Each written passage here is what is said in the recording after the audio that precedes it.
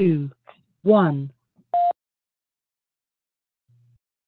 Blogtalk Radio.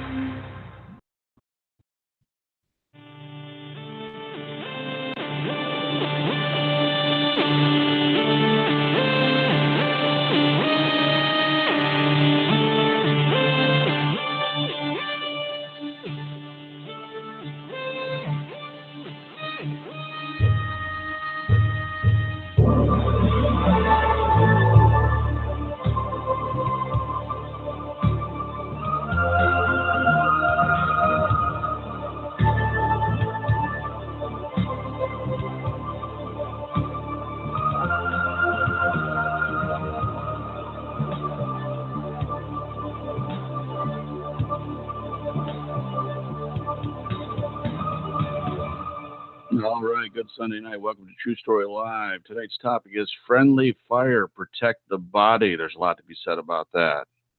So for the believer, the mandate is clear. Spread the gospel, not just by word, but also by deed.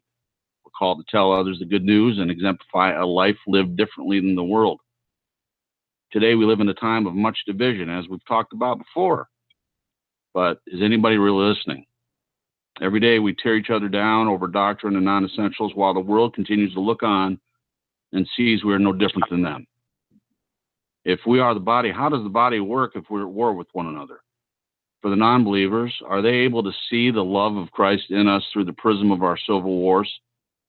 We're bringing a change to the format by reaching out not just to the body, but also to the rest of the world as directed. We're happy to discuss random topics and congratulate each other that we all agree, mostly, and then go about the rest of our week until the next show.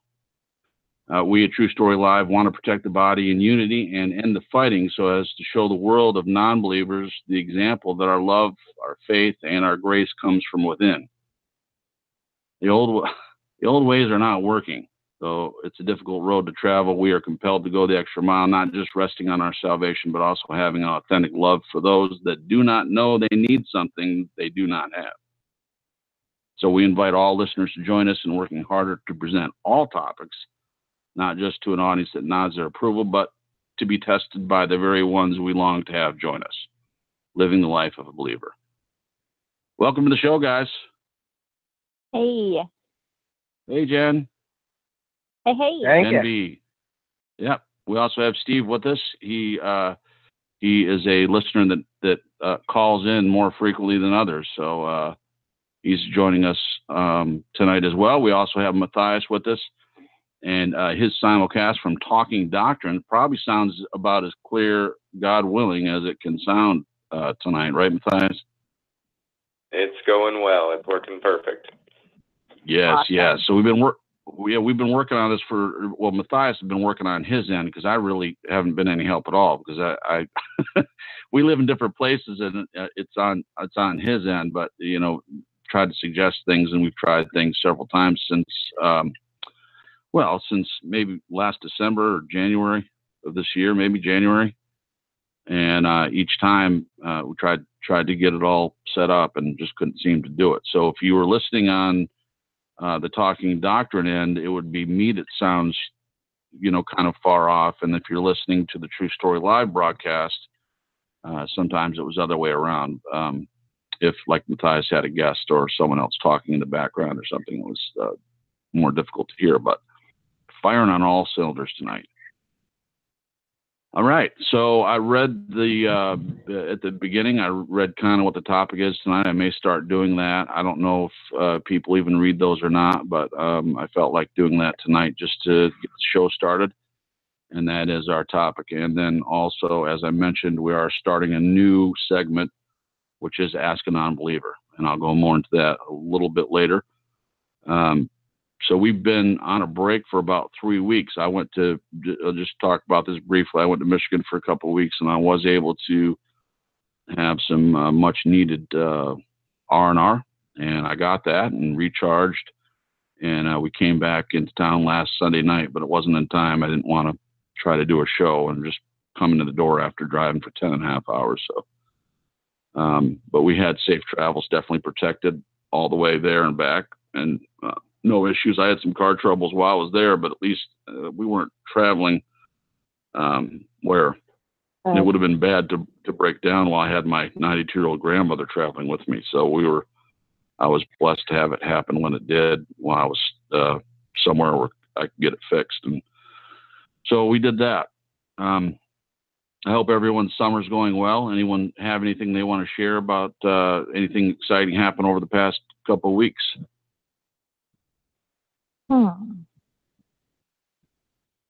No? Jen, you always have something happen. Yeah, Steve, there we go. Okay, Steve. What you buddy? What's happening in the Steve world? What's happening in the Steve world? Well, I told you the job thing. I got onto a dedicated account and making significantly more money and consistent home time, which is like unheard of to have both in the same hand. Yeah. With what I do. So I'm home every Friday and Saturday, and it's been difficult to catch the Thursday night on Talking Doctrine because sometimes I'm home early, and for the first time this past Thursday, I joined from home with my wife's permission, which was like a huge answer to prayer. Wow. For her to be okay with that, and I, it's like, well, since I'm home more now, and, I originally had just said no to the idea myself because of being away from home for 2, 3 weeks, week and a half at a time, and only being home for a couple of days didn't seem right to me. Sure. But now with this, and there's so much, even with the job itself, getting that extra income was an answer to prayer in and of itself. Like, what was it, 2.5, 3 weeks ago, my wife got a letter in the mail that we had been denied all government assistance, and we had been qualifying with what I was making for at least the medical, and she had, one of her prescriptions is $2,000 a month alone. And so we were like, we don't know what we're going to do. I'm thinking I might have to leave my job and all this. And that same day, that very same day, I sent Jason to Marco Polo asking him to pray about it. And a half hour later, I got a call from my driver manager offering me this position. And I made several phone calls to the insurance company that I have through the company, and turns out it's not even a worry with that medication. At the most we'll have to pay is $100 a month, more like 40 a month, and got it all squared away. And so it's just like awesomeness. Like that, God totally took care of it. Not only is the insurance not a worry, but like to actually be able to live comfortably and start looking at future investments where we were like just scraping to make ends meet and wondering how much longer is the car going to last. That's right. So it's, and to have consistent home time, like just awesome. That is awesome. So, I'm so glad I asked, because we definitely wanted to hear a praise report like that. That is awesome. Yeah. And the biggest thing for me though was my wife saying, "Yeah, you can do that. Join the live thing on Thursday night," because otherwise I was trying to figure out a way to make it happen, and it wasn't always working out. So I missed 2 out of 3 because of it. Yeah. And so it's like awesome. So that is awesome. I'm so glad to hear that. And I just have to mention here, that is because my prayers are so powerful. That's why. Absolutely. The prayer of a righteous man availeth much. Oh, come on. Thanks for laughing, Jen. I appreciate that, because that could have gone either way. People that like, people wow, don't know me thought I could be, be serious when I'm saying that. I'm totally not. No, I did pray about it though, so that's good. And other people were praying as well, and so I'm definitely glad that you had that outcome for sure. Good for everybody. What did you guys cover on Thursday at Talking Doctrine that you were able to be a part of, Steve? We went through Matthew chapter 1 and Matthew chapter 2. Fantastic. Pretty good discussion, I thought. Well, I missed my chance Saturday to talk about dispensations. I've been waiting for the show, and I was exhausted. I just laid down for a while. I didn't think I'd sleep straight through the night. I thought I'd just take a little nap because sometimes Matthias' shows go late. So I was really trying to prepare, and I heard nothing. I didn't hear the link when Matthias sent the link through my email. I didn't hear anything. Now, if someone sends me a text, I hear that because the phone's right beside, and I have a very distinctive text ringer. But for the email, it's just a ding, just a bing. It's not anything like my text message. But anyway, I didn't wake up. I woke up about 6 a.m. and realized that I'd missed the whole thing. So they went on for about 5.5 hours. Wow. I didn't catch it either. I went back and listened to it. That's going to be one today. thing I'll miss is the Saturday shows. Yeah. Stirred up quite a bit of stuff there, didn't you, Matthias, with the dispensationalism show? Yeah, just a little. But it was a good conversation. Yeah, I thought it was too. Yeah. We weren't really trying to tell people too much about all the different dispensational views. We were really focused on why we reject it ourselves. Yeah. So. Yeah, well, at least because we were talking about why we were rejected, it did ruffle a few feathers, but it's all right. Yeah, it's all right because it's essential of the faith. It's not a big problem. Right, which leads into what I want to talk about tonight, which is the friendly fire protect the body. That's the title for tonight's show, and I'm serious about that because it seems like every day it's not getting better. And when I'm saying friendly fire, is the people that call themselves part of the body, or if you don't want to use that term, the Christians in this world, people that call themselves Christians. And how do you expect a non-believer to want to see the glory of a relationship with Christ when they look at us and we're claiming to be Christians, and here we are cutting each other's heads off and blocking each other and saying horrible things and tearing each other down over non-essentials? I mean, what is the impression that we're leaving for people in the world looking in at us and looking at our lives as an example of someone that says they follow Christ? Yeah. And I think that's a great question to ask for later. If we do get a non-believer on the line, which I would love to hear from them, but I think that's probably a great question to ask them. What do they see? Absolutely. And it's funny you say that, Steve, because I have done that very thing. I don't have them on the line, but I want to get into that a little bit later. But as I said, the new segment for the show, that does tie into that exactly. And so we have a very close friend of mine that is going to help us in that area, because ever since I started True Story Live, I wanted it to be open to everyone. I wanted people from all walks of life to listen and call in.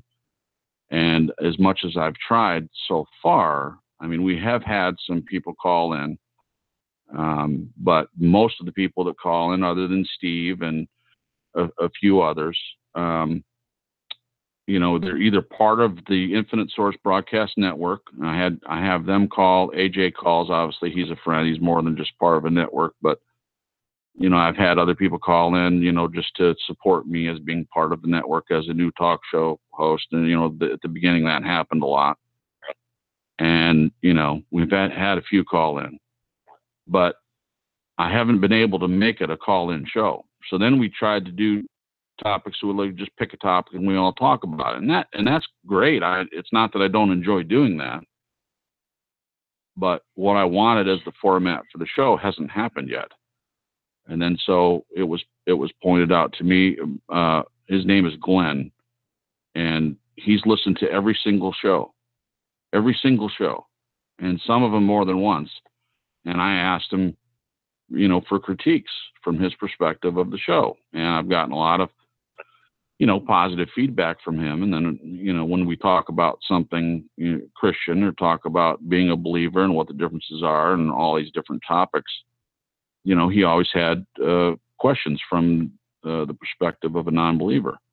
And I started to think about, as far as the topic goes, the friendly fire topic, I started, because of my conversation with him, I was looking at it and said, yeah, what does a non-believer think when he looks and sees us fighting over non-essentials? I mean, I really wanted to know. So we're going to talk about that more in a little bit. I really want to get into this friendly fire. Does anyone have anything they have to add about how they've seen that play out, either in their own lives or seeing other people fight over ridiculous things that are non-essentials? Yes. Go ahead, Jen. Yes. Love to hear from you. Okay. And this is kind of a short, I know there's been worse instances. This is kind of a personal mess up on my part. Okay. One of our friends on Flat Out Grace, that I didn't really know at the time. This was back in November. She had asked a question on the Flat Out Grace page about Masonic lodges, and had mentioned that her husband was looking into getting into, like, becoming a member or whatever it is. Okay. And I actually responded under her comment, and it was kind of a snarky response, like kind of like a know-it-all response, where I was like, they're evil, of Satan. I don't even remember exactly what I said, but it was kind of snarky, and it kind of, and we're Christian. She's a Christian. I'm a Christian. And, right. She kind of bristled, she didn't jump down my throat or anything, but it took me back. And I looked at what I wrote, and I was like, why did I say it that way? Why did I don't know. I don't know if I was having a bad day, or just, I think sometimes on certain Facebook groups, when people ask the same questions over and over and over again, I think it can kind of get irritating. But we have to remember that some people are just waking up to certain things, and that we need to approach it with grace and with humility and with kindness and love. And the crazy thing is her and I have gotten so close. Like, she ended up messaging me. I asked her, I wondered if she forgot that I was the one that commented so snarkily, because I was surprised that she friend requested me and actually, like, messaged me and wanted to talk on the phone. And I was like, right. I guess you've forgiven me for right. Horrible, like, response. But we talk every day now, and it's just a wonderful friendship. And she's in California, but great. I don't know. And I look at that, and it, regret kind of comes out, and you're just like, why did I respond that way? And what a horrible, I can't think of the word. It's just not a good way of representing Christ. Yeah. It's not a good example. And, and our flesh comes stuck in my head, and I'm like, okay, I really need to, especially when it's online, because things can be read the wrong way with different, you're not hearing the person's voice when they're saying things. So it can be read, misread. And, anyway, so that's my mini example. That's perfect. That's a good place to start. And in fact, because it is online, I think it can be misunderstood more often than not. I mean, it's more of a problem online, I think, than it is. Most people wouldn't talk to each other in person the way they do online. That's. Does anyone want to argue that point? I don't think that you can argue that. I think everyone knows that people are bolder. There'd be a lot of people in the hospital. Right, exactly. It would be more than just an angry face, right? It wouldn't be more than an emoji. It would be actual blood and skinned fists, Yeah. And I know for a fact I would not have said what I said to her if her and I were talking face to face. Right. I wouldn't have said that, which is just so odd. I think, yeah. Well, yeah. See, but here's the thing. I'm speaking for myself. Now, this is something I concentrated on trying to do because I started to see that in a lot of my Facebook posts, I would say about 2 years ago, for instance. You can still go back. If you're a Facebook friend of mine, please, by all means, go back and look. And you'll see, it wasn't that I would beat people up, but I was pretty consistently sarcastic. And, you know, if I didn't agree with someone, I let them know. And I didn't use names to rip people apart. I used logic and humor. But that's not any better. It's still tearing someone down.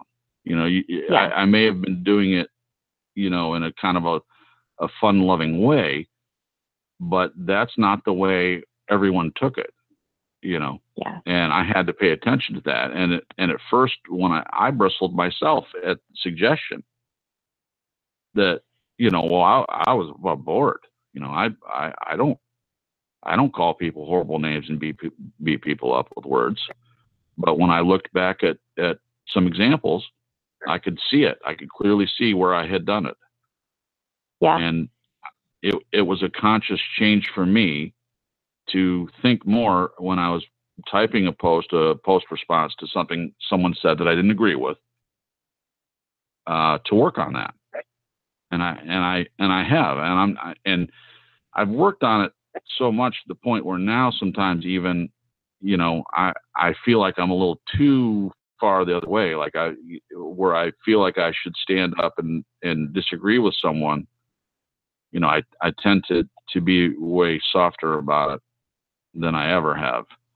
I think that's natural when you're trying to go from one, you know, you're in a transitional period. You're changing the way you did things, used to do things, and you're morphing into being more gentle to go too far with it. But either way, I think that we have, well, I said at the top of the show, it's a mandate really to spread the gospel, not just by word, but also by deed.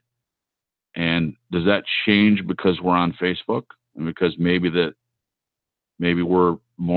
have more animosity, or not animosity? I can't think of the word. What does it mean? I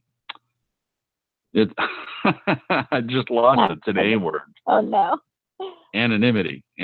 Those words are so close together. Just because we have some anonymity, does that mean that people aren't still hurt by the way we say things? Because I think that they are.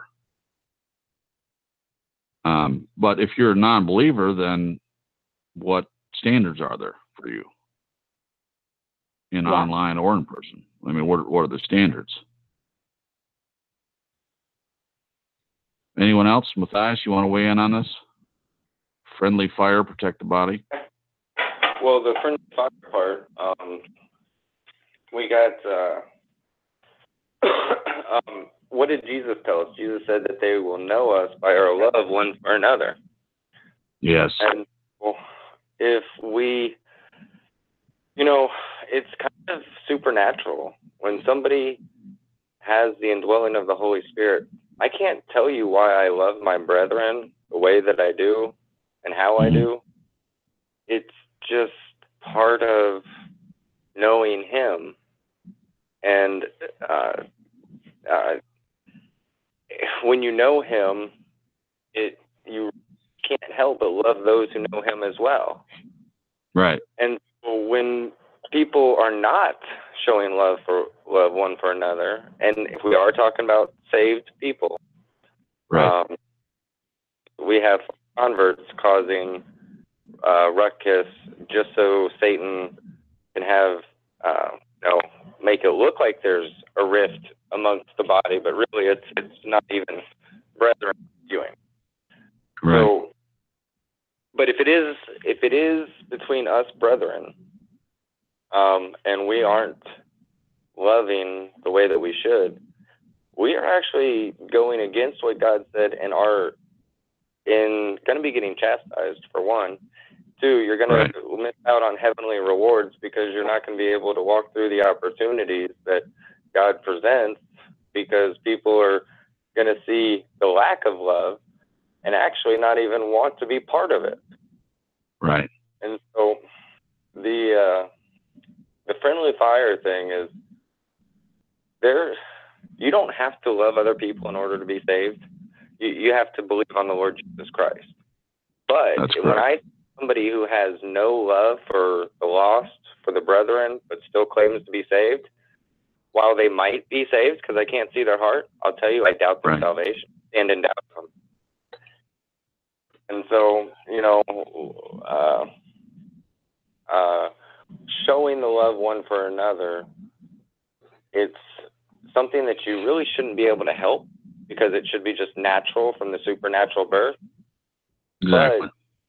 But it should also be a testimony to why people would want to be believers. There you go. When we don't exemplify such, we actually help hinder the gospel and promote Satan and his worldview. So our love one for another is direly important, not for our own salvation, but for others. Yeah. I couldn't have said it any better myself. And so we agree that there should be love seen in the lives of a believer in how they're dealing with anyone.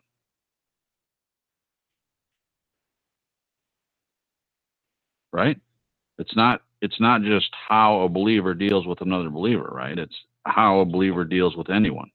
Amen. Yeah. Does anybody have a Bible in front of them? And can they read 1 Corinthians 13, the first 3 verses? Okay. 13. First 3 verses. Though I speak with the tongue of men and angels and have not charity, I become as sounding brass or tinkling cymbal. And though I have the gift of prophecy and understand all mysteries and all knowledge, and though I have all faith, so that I could remove mountains, and have not charity, I am nothing. And though I bestow all my goods to feed the poor, and though I give my body to be burned and have not charity, it profiteth me nothing. And charity is love. Now, charity is specifically the love that God works in and through us. So when God loves the world, he loves them through us. But without charity, without showing the love of God to the lost, we are, according to that passage, we're just noisy nothing. We're just like noise, and they're not going to get anything from us, even if we've got the best faith that'll move a mountain, even if we know all the prophecy. Without love, it means nothing. Yeah. Wow, I'm liking this already. And I find it incredibly interesting that the word that we now know as charity, in the general context, that I donated so much money to charity. Right. That kind of charity. Well, when we look at that example of that kind of charity, that is what I believe that is the kind of love Paul is talking about. Not just, feel good emotion towards someone, but the kind of love that does good toward others. That's the whole idea of what a charity organization is doing good to those that are in need, to those that, are helpless, and are not the lost helpless, or even our brothers and sisters, in arms could be helpless in one way or another, and so this, when you look at that word and how it came to be a name, an idea of a type of organization that does good towards others, that's what I think the essence of the word love is supposed to be in that chapter, or charity, is the idea that we love others in action. And that's the kind of love that people want to see from us. You know, it's all good to say you love somebody, but what are you doing? Yes. You Yeah. don't back that SHIT up, then, Yeah. you know, what the heck are you doing? You know, you can say all day, I love you. The abusers tell the abusee, I love you. Oh, sure. Yeah, I won't do it again. Yeah, I won't do it again. Yeah, that's a good point. I want to focus on that for a second because that's a great example. So when a man beats a woman, beats his wife, and then they go through the pattern of, they feel remorse over it the next day, and they come back to the wife and they make their excuses. I'm sorry, you made me do this, but I don't want to hurt you. Don't make me do this anymore, et cetera, et cetera. Please forgive me. Which, I mean, what I just kind of quoted there was the way they think, but it's a false apology. But the person that's being abused, at least initially, maybe sometimes they accept that as an apology because it's the best they're going to get from them, and they, move on to the next time that they get beat. A believer should not be in that situation ever. First of all, where you're beating your wife anyway, or wife beating husband. Right, because that happens. that happens too, right? I shouldn't be laughing. I know it does happen. I just don't know that it happens as often as the other way. But maybe I'm not in touch with the way things are. Yeah. Right, Jen? Right. You were going to say? Oh. I had a profound thought while you were talking, since we kind of paused there for a second. But, how a lot of abusees stay in the relationship and don't walk away. Yeah. And in reality, how Christ-like is that? Ooh, how Christ-like is it for the person to stay in the marriage? Is that what you're asking? I'm saying, like, it's when we think about it, no, it's not good to stay in a relationship like that. But in the essence of a thing, is that not what Jesus does with us? Yeah. Yeah. I've had these thoughts too before, Steve. Okay. I will say that I've been here before, but I think I'm not promoting staying. Yeah. Please don't get me wrong. Yeah. That's good. I think. Don't get it twisted. Yeah. No. I don't think anyone's in it. Go ahead, Steve. I was saying that to say, in these like friendly fire situations, and that we should be the ones, the true believers. Yes, the should true be the believers ones that are taking the punches. Yeah. Right. Right. That kind of idea. Right. But I don't know that means that in a situation where a true believer is being beaten by their spouse, that the best thing for them is to just do nothing and not try to change the situation that's happening to them. Oh, no, I wasn't going there at all. Oh, no, I'm not. Out. I'm not assuming. Yeah, Steve, I'm not assuming you were. I just wanted to add that point to the topic. Get out, flee for your life. Well, here's the reason why I have to. Here's the reason why I have to bring that up. Okay, because there are churches out there that would tell the battered wife that they need to stay in the marriage because of the way God views divorce, for instance. Yeah. And back in the 50s, when men had a stronger role and the woman basically had very little power, if any, and their expectations were to literally be barefoot and pregnant and have the dinner waiting for the man when he gets home. Okay, this is not, I'm sure, every situation in the 50s, but we all have heard it enough to know that that was the way it was at the time, right? So now women are not in that same position, and now they're arguing about equal wages, for the same job. And so I'm not saying we're arrived to any place where it's equal between men and women. I'm not saying that, but generally you can't get away with the same stuff that you would get away with as a man in the 50s. Would everybody agree with that point? Yeah. Okay. Absolutely.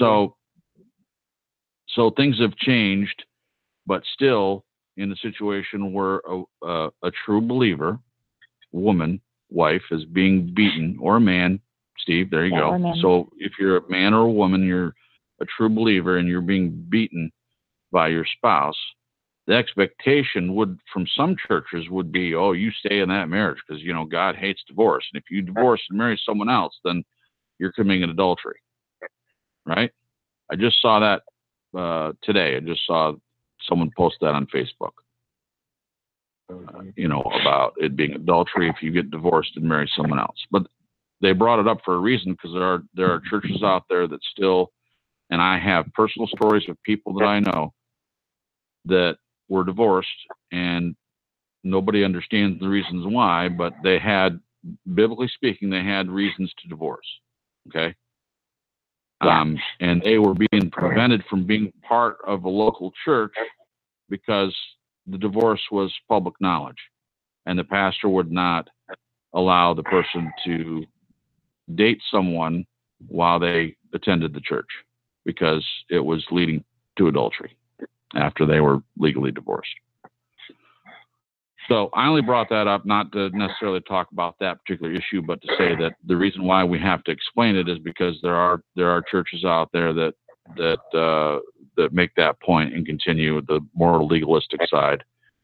The truth is, so far as to say, if something happens to you, it's your fault because you disobeyed God. Correct. Yeah. Now, let me just speak for myself in that, including murder. Yes. In my situation, I did go through divorce. Now, the divorce that I went through was not my choice, but I still was divorced, and biblically speaking, I had reasons why that if I ever wanted to remarry again, it would be acceptable. But there are still people that would, hearing the whole situation, would tell me that I should have stayed married to my ex-wife, regardless of what her personal choices were.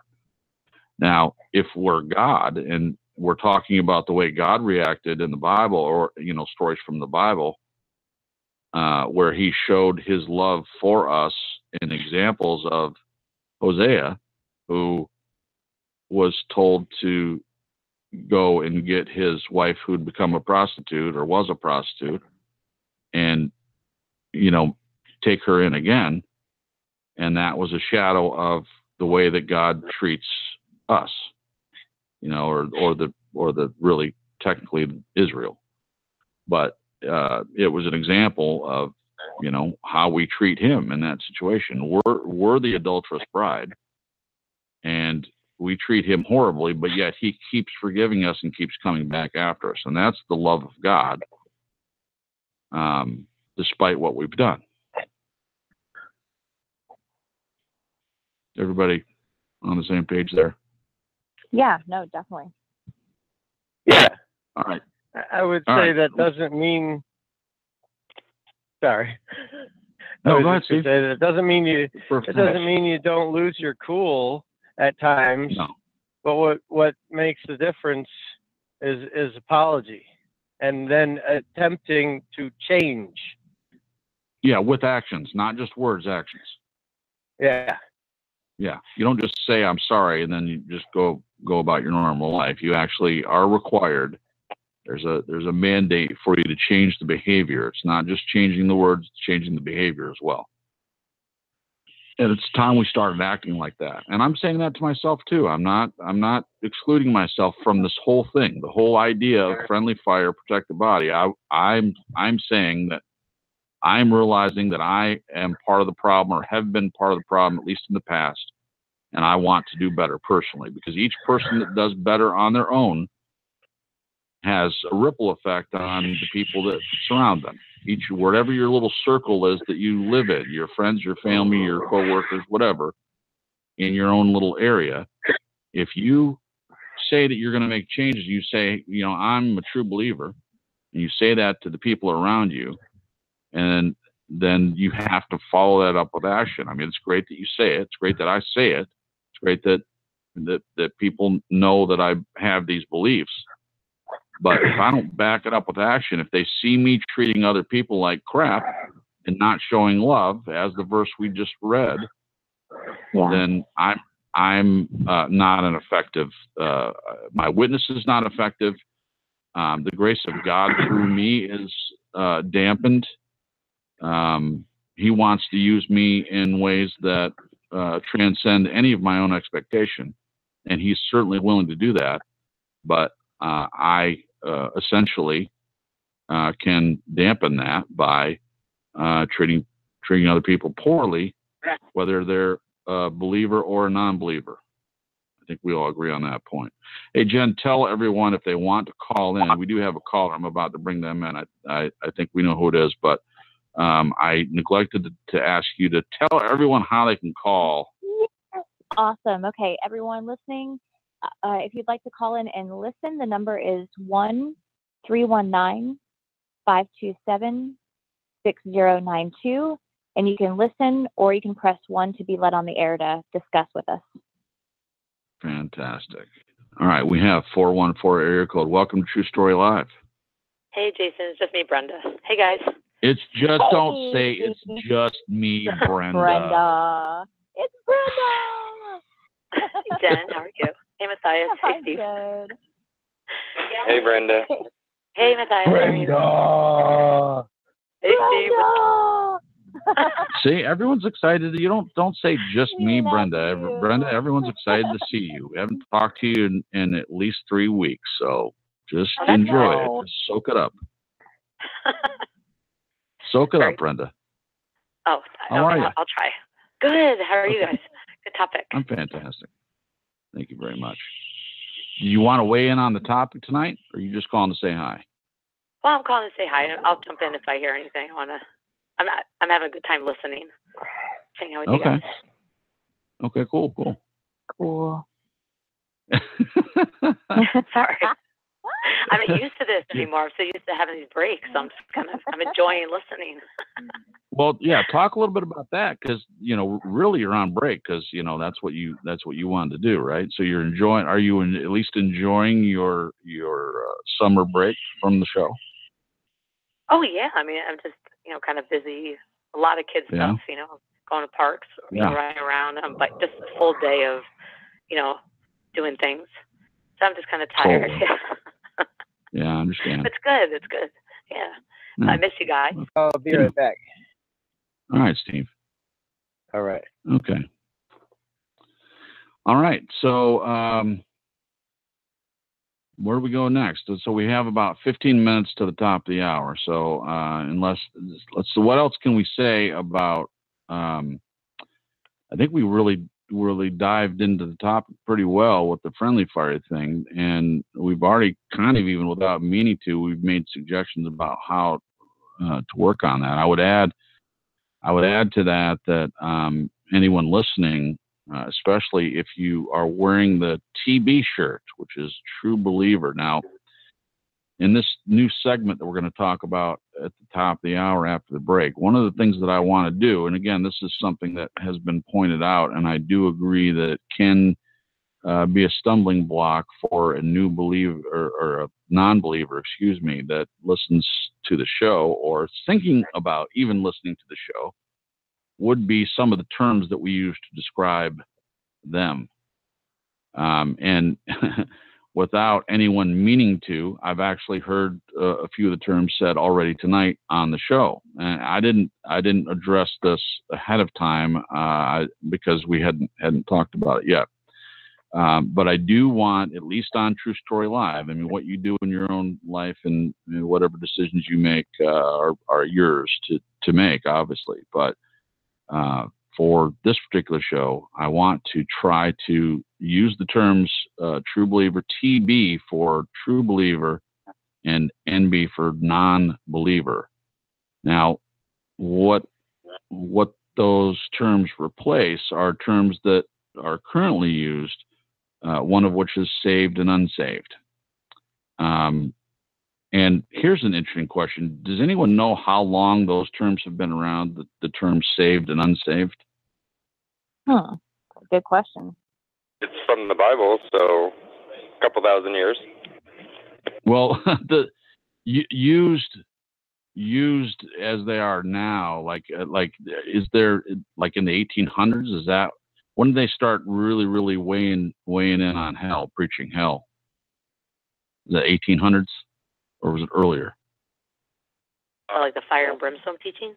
Yeah. I mean, it was a term, like if you're talking about hell, you're talking about someone is saved from hell. For instance, the term saved or unsaved, meaning. Well, the Catholics tried to keep the term not used at all.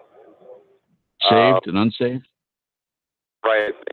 They don't have saved or not. Right. You know, so I honestly don't know when it started. I started using the terminology when I started reading the Bible. Sure. But yeah. And just to be clear, I'm not saying the Bible doesn't use those terms. I'm not saying there's anything particularly wrong with the terms. I'm saying that as far as apologetics in this show, I would like to use the term TB for true believer and NB for non-believer.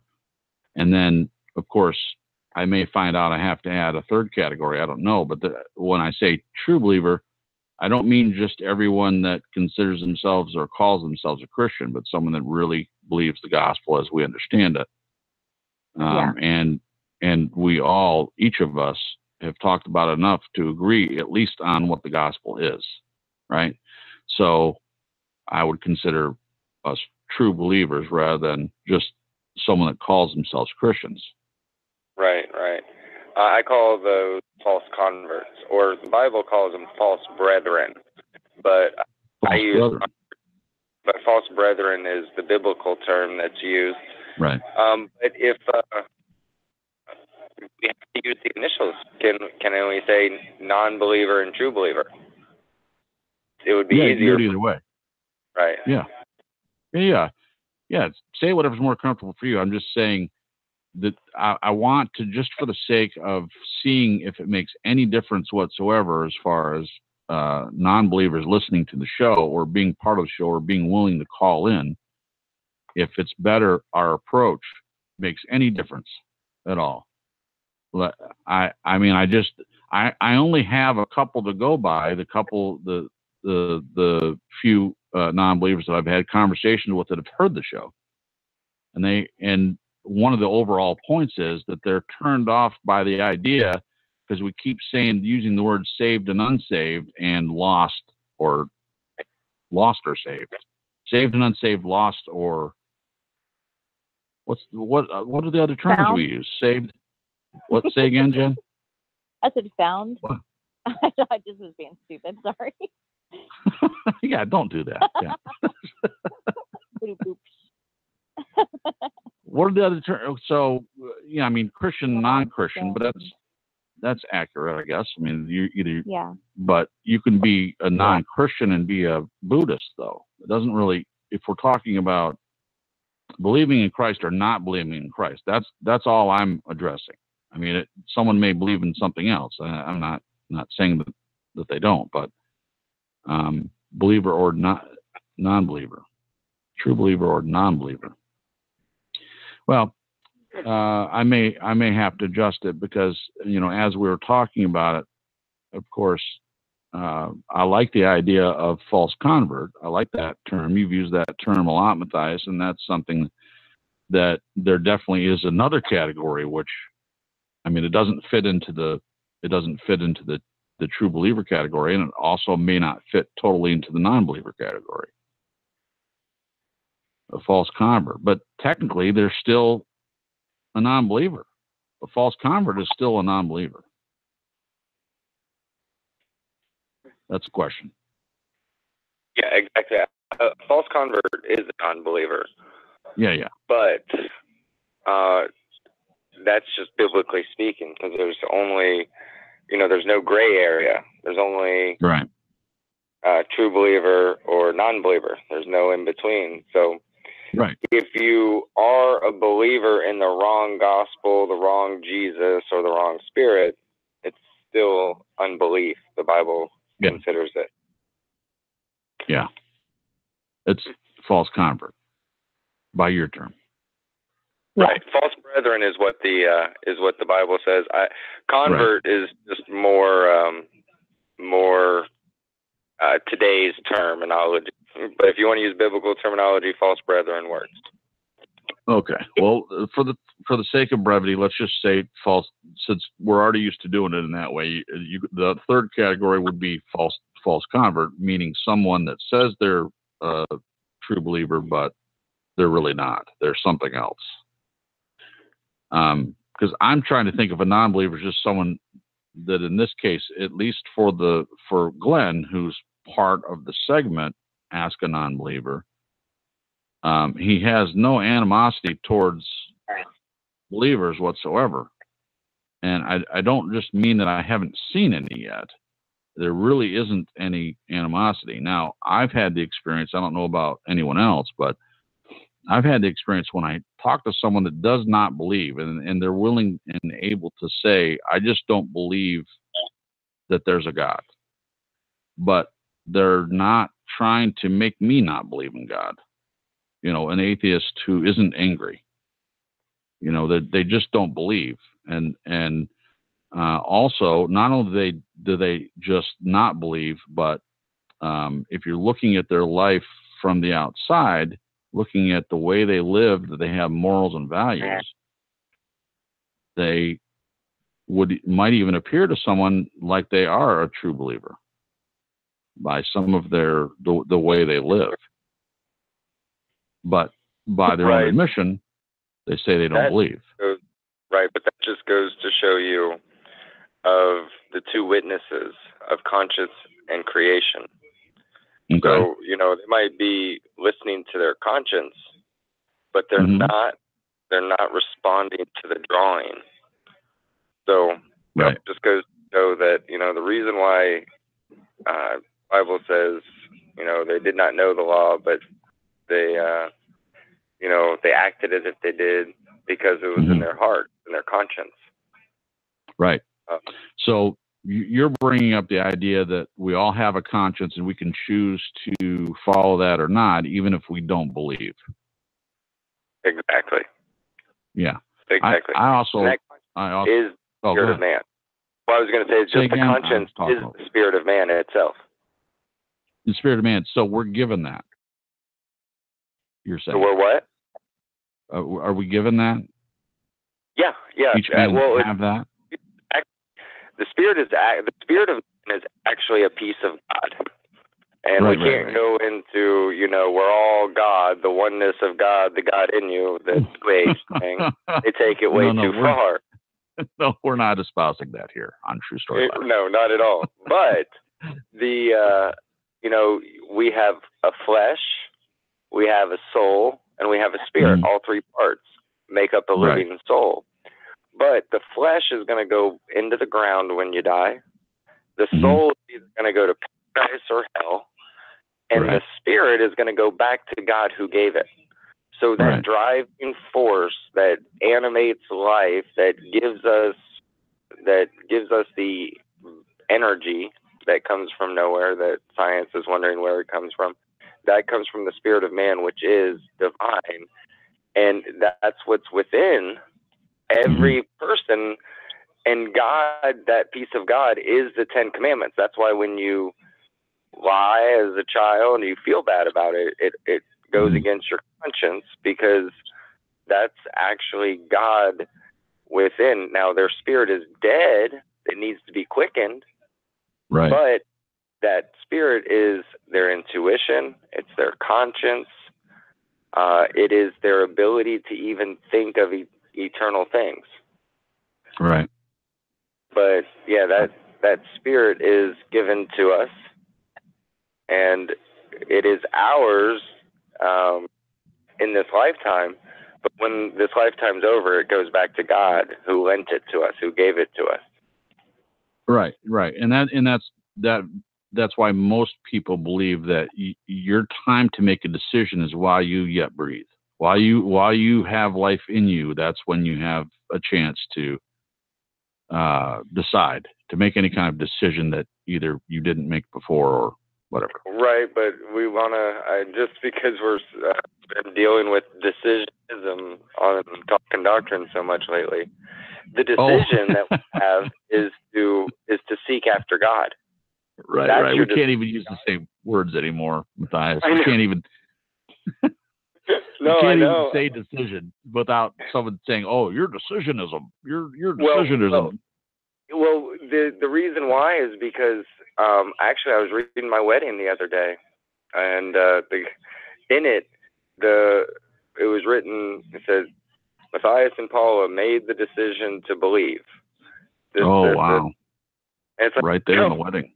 Right there, and I didn't catch it. Well, we were very young in the Lord. We were only 2 years old. We didn't quite understand all these hidden works, calling up the name of the Lord, or making a decision, Right. So we use our free will. Our decision is, if God be true, let me reason with him. That's the decision you make. And God's not willing that anybody perish. But as you're seeking him, that's responding to the light. He's drawing all men unto him. And when you respond to it, he'll give you understanding. And then if you respond to it, he'll give you more understanding. Yeah. And it'll come a point to where you didn't make a decision to believe, but through your reading, faith cometh by hearing, and hearing by the word of God, you just believe. Yeah. You didn't make the decision. You fully persuaded. The evidence of scriptures has made it clear to you, and you didn't make the decision to believe. It's just now you are wholeheartedly believe it because of your decision to seek God. Right. Yeah. So just to be clear, though I use the word decision, I'm not into decisionism, which is everything is based on your decision because you have free will. This is a doctrine that people hold to, that, well, I finally made the decision to accept Christ into my heart. And that's a whole nother thing. Exactly. I use two doctrines in the same sentence. Exactly. Can we go for three? I'm going to try. I made the decision to accept Jesus into my heart and make him Lord of my life. When I prayed a prayer. When I prayed a prayer. That's right. Yeah. How for the many non-believer listening, a four-way joke there a little bit with the people that hold different doctrines that some of us, or maybe all of us, have been affected by in some way because they're so prevalent in our society.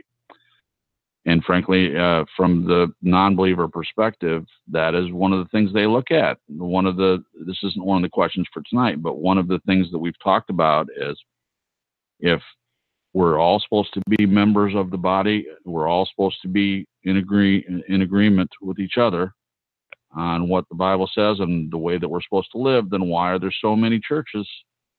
Why are there so many different denominations? Why are we all arguing over stuff all the time? To a non-believer, that's awfully confusing. If they walk into one church on one corner, they get one doctrine. They walk down 2 blocks and it's a different kind of church, they get a completely different doctrine. Yeah, but that's actually an attack and actually a move by the devil on purpose, to muddy the waters. I get what we're talking about, a whole bunch of false converts, and the world, non-believers trying to look in, they don't understand all the false convert issue. And so they're like, what? Those people are crazy. They can't even seem to get it straight. But the thing is it's Satan who has put in all these works-based religions that the real gospel has to contend against, sadly. Yeah. Yeah, because it's not just Christianity or parts of Christianity that's work-based. All other religions are also work-based as well. religion itself is work-based, generally. Yeah. Right? Well, there's only two gospels. There's one of works and one of grace. There's so many religions and denominations, but they're all works. Right. That's my point. All the other religions, whether it's Buddhism or Hinduism or whatever. All of them, exactly. Catholicism. You're right. Yeah, Catholicism is one of the biggest Christian ones that's totally works based.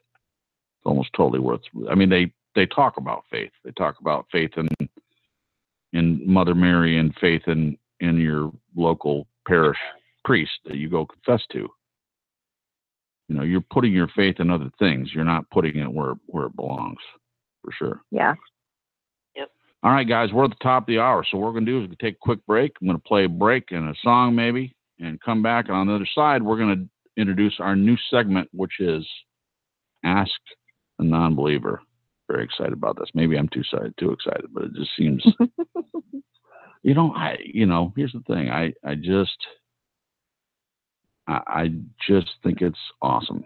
And, well, it's something I've always wanted to have different people listen to the show and call in, but, and I'm not complaining. It's the way it is. I mean, obviously it's the way it is for a reason. If we're not having people call in like we'd like them to, we're going to try to do what we can to change it rather than just leaving it where it is. I want to try to make some changes and see if we can't shake something loose, which is what I'd like to do. All right, cool. So stick with me. It'll be about 5 minutes.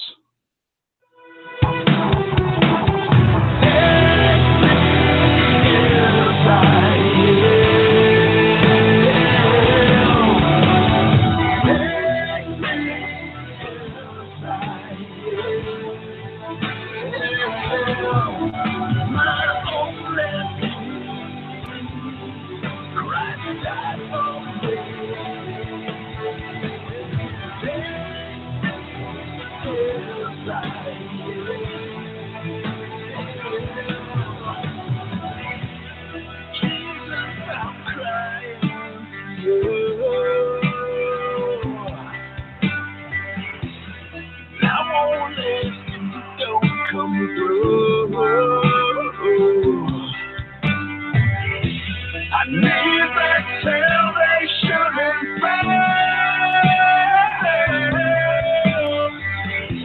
I need you to take me as I am.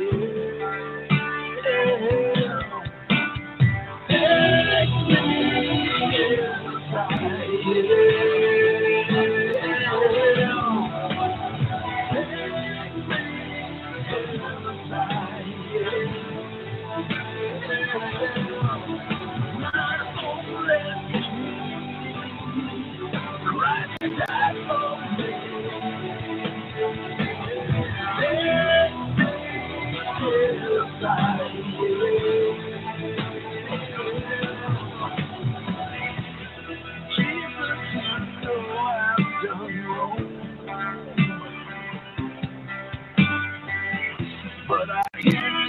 I so you could hear my dead soul.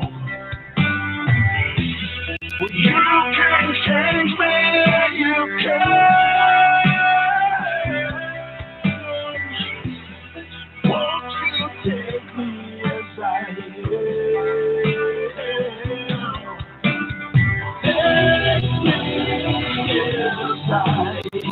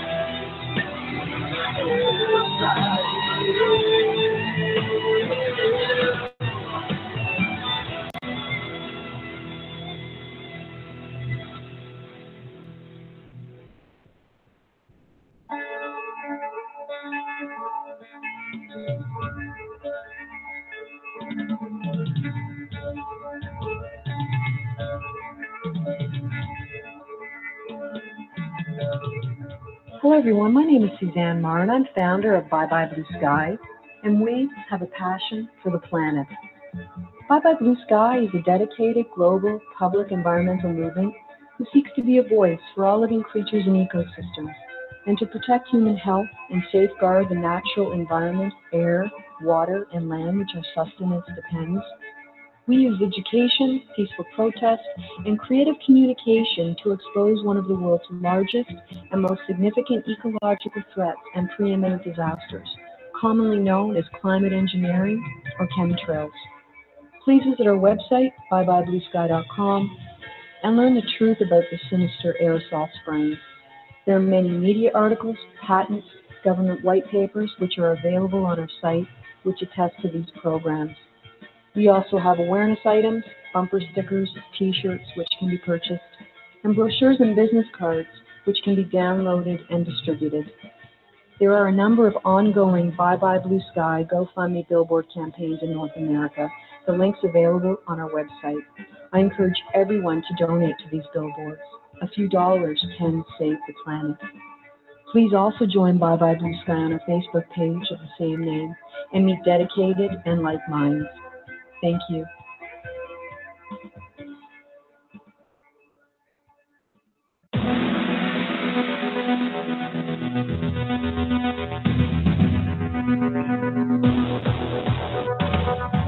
You are listening to True Story Live with your host, Jay Cripps.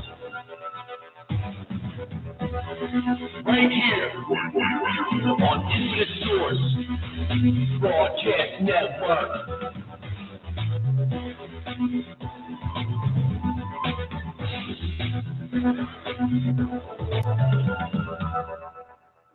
All right. Welcome back to True Story Live, coming back from the break. So let's get right into this. We're going to start a new segment, as I mentioned, which is called Ask a Non-Believer. And let me talk a little bit about, give you a little bit of background. I have mentioned him before. We kind of did a test thing, we did one test question before in one of the other shows. I don't remember which one it was, where I'd asked his opinion about something, and I read something that he wrote on the show, and we talked about it a little bit. But other than that, we didn't go much further than that. So I met Glenn probably 20 years ago. He actually dated my mom for a while. My mom and dad got divorced the first time. And in between that time, they met online. He's from Australia. And they dated for a while. But my mom essentially decided to go back to my dad. And they remarried. My mom died, as many of you know, a little over a year ago in March. And when she died, Glenn and I started talking to her, left my mother. And that has been evidenced to me to be authentic on more than one occasion. So in the wake of my mother's death, we rekindled a kind of a friendship. I wouldn't say we were necessarily friends before. I mean, I had nothing against him, but we just didn't communicate very often. But I really discovered a friendship with him during this period of time, and over the past little bit over a year.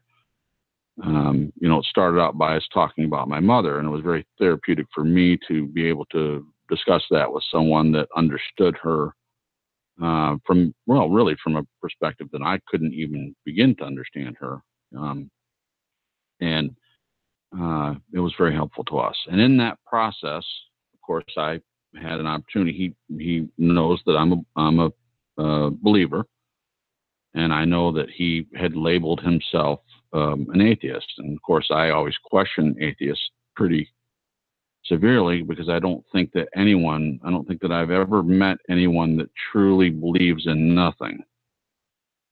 You can say you're an atheist, but when it comes down to it, even believing in atheism of itself is a belief. But Glenn is a very different person.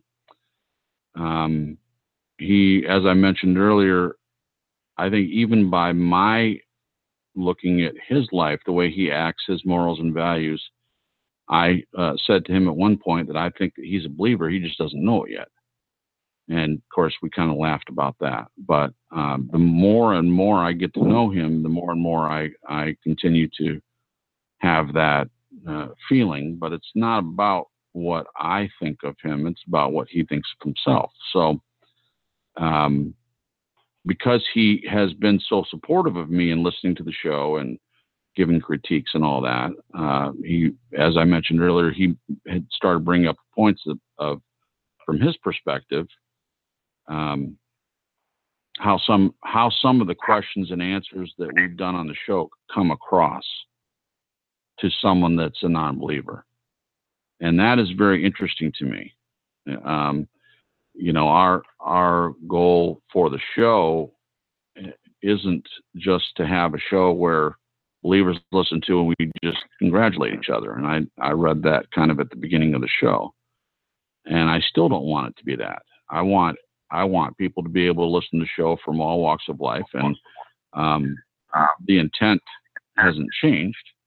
It's just we're trying something a little bit different in the hopes of making people feel, I don't know if safe is the right word. Since I said it, I'll just safe listening to the show and trusting us and being part of the show, because we are exemplifying, at least in 2 hours once a week, we're at least exemplifying that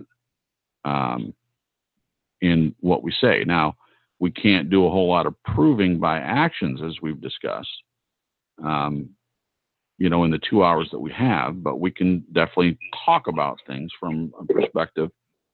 And we set up in terms of believer and non-believer. So what I'd like to do is read each question. I'll read one question, and then as the panel, which includes Steve, we'll and Brenda, you're still with us too?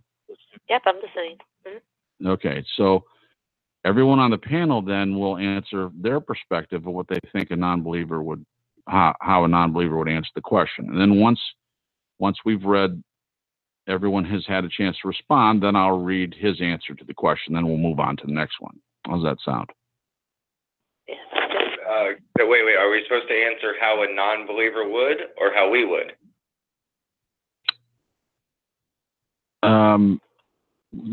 That's a great question. I think that I want to know how you think a non-believer would react to that.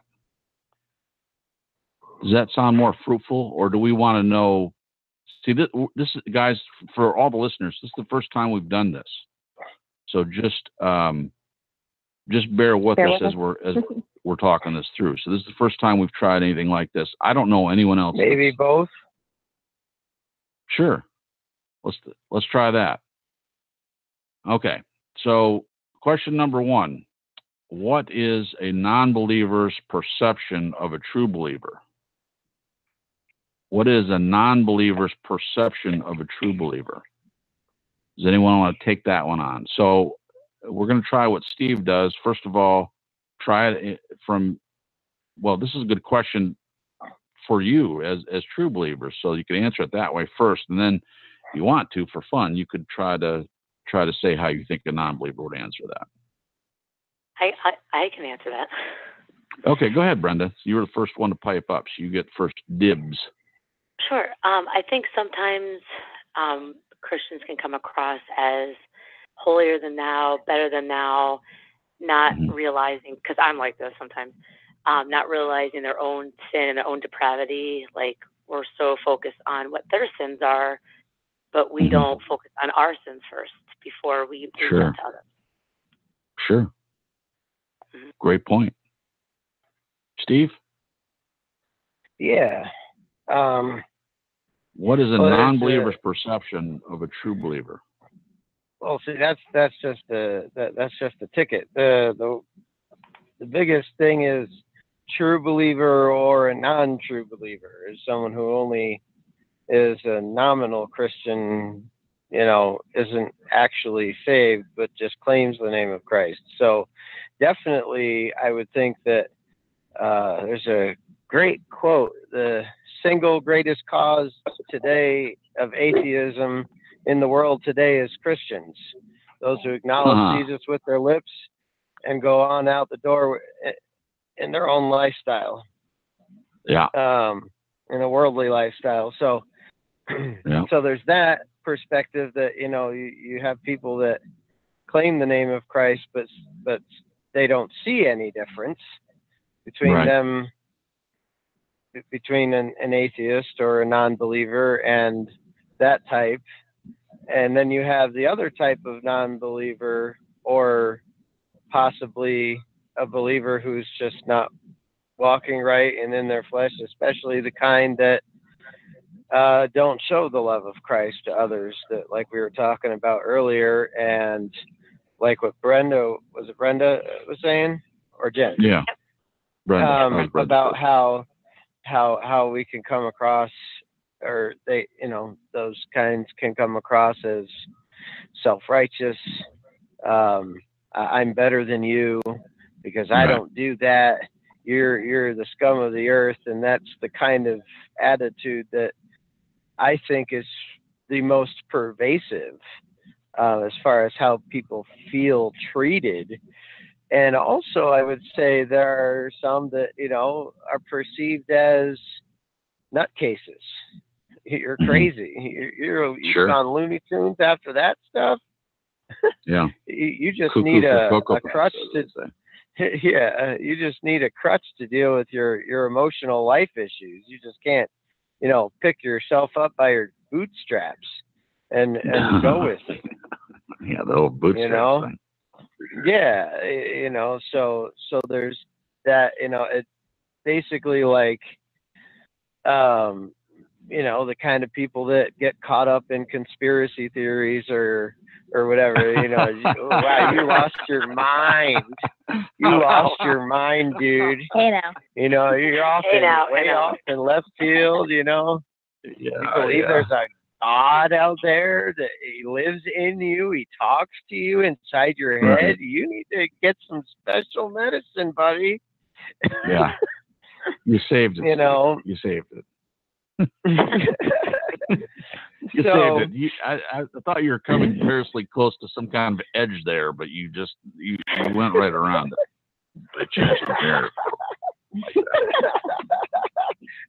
I wasn't going to say anything of a particular topic, okay? Right. Particular topic. Just conspiracy theories. Yeah. Yes. That's okay. Conspiracy theories. Like is Obama's wife a man? Just stupid stuff. Yeah. Answer that one. Answer that one would be yes. Who cares? Honestly, who cares? Yeah. Who on that cares? One, yeah. On that one, but like I would so there's those kinds of personas that I see that come across, and then there are the ones that I've had these conversations with atheists and unbelievers, and not bragging on myself, but I'm just trying to give an example of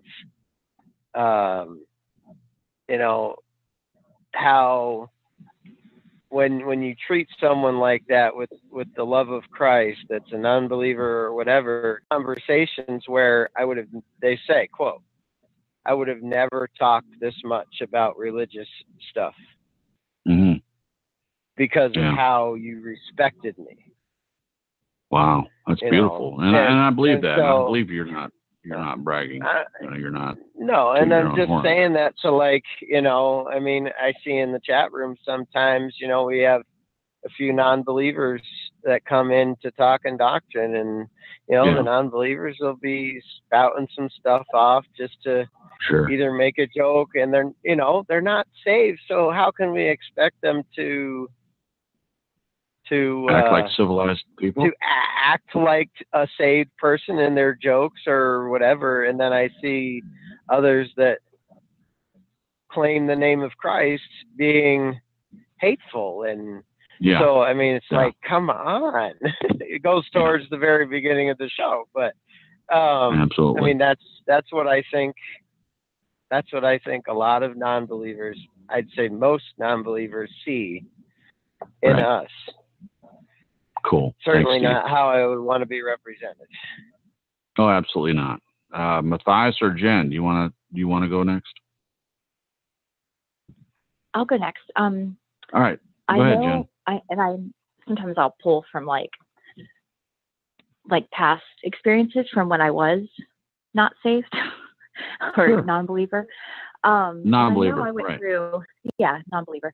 I know I went through a phase where I think not feeling included is a really big human issue.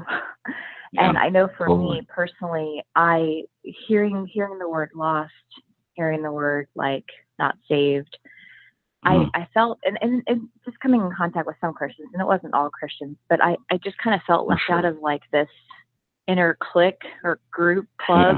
And I guess in a way it kind of is, not that I don't want to minimize Christianity and being a believer, but it made me feel, I don't know, not included and just bad. That's So that's I just and I think sometimes too that also was based off of my experience with certain believers. Instead of them being loving and being inclusive or even sharing the gospel, it was more like, hey, you're a non-believer, you're not a part of the club. Yeah. And that was kind of the experience I had. At one point, it wasn't like, it wasn't like that, forever or anything. It just was certain groups of people, groups of believers.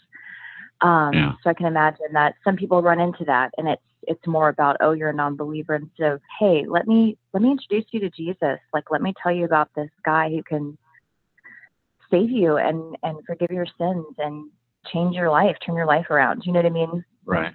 Yeah, sure. So, absolutely. Yeah, that was my experience. Are we sharing both opinions? No, let's just do one. Is that cool? Okay, cool. Yeah, it's totally cool. It's totally cool. Matthias, you're up next, buddy.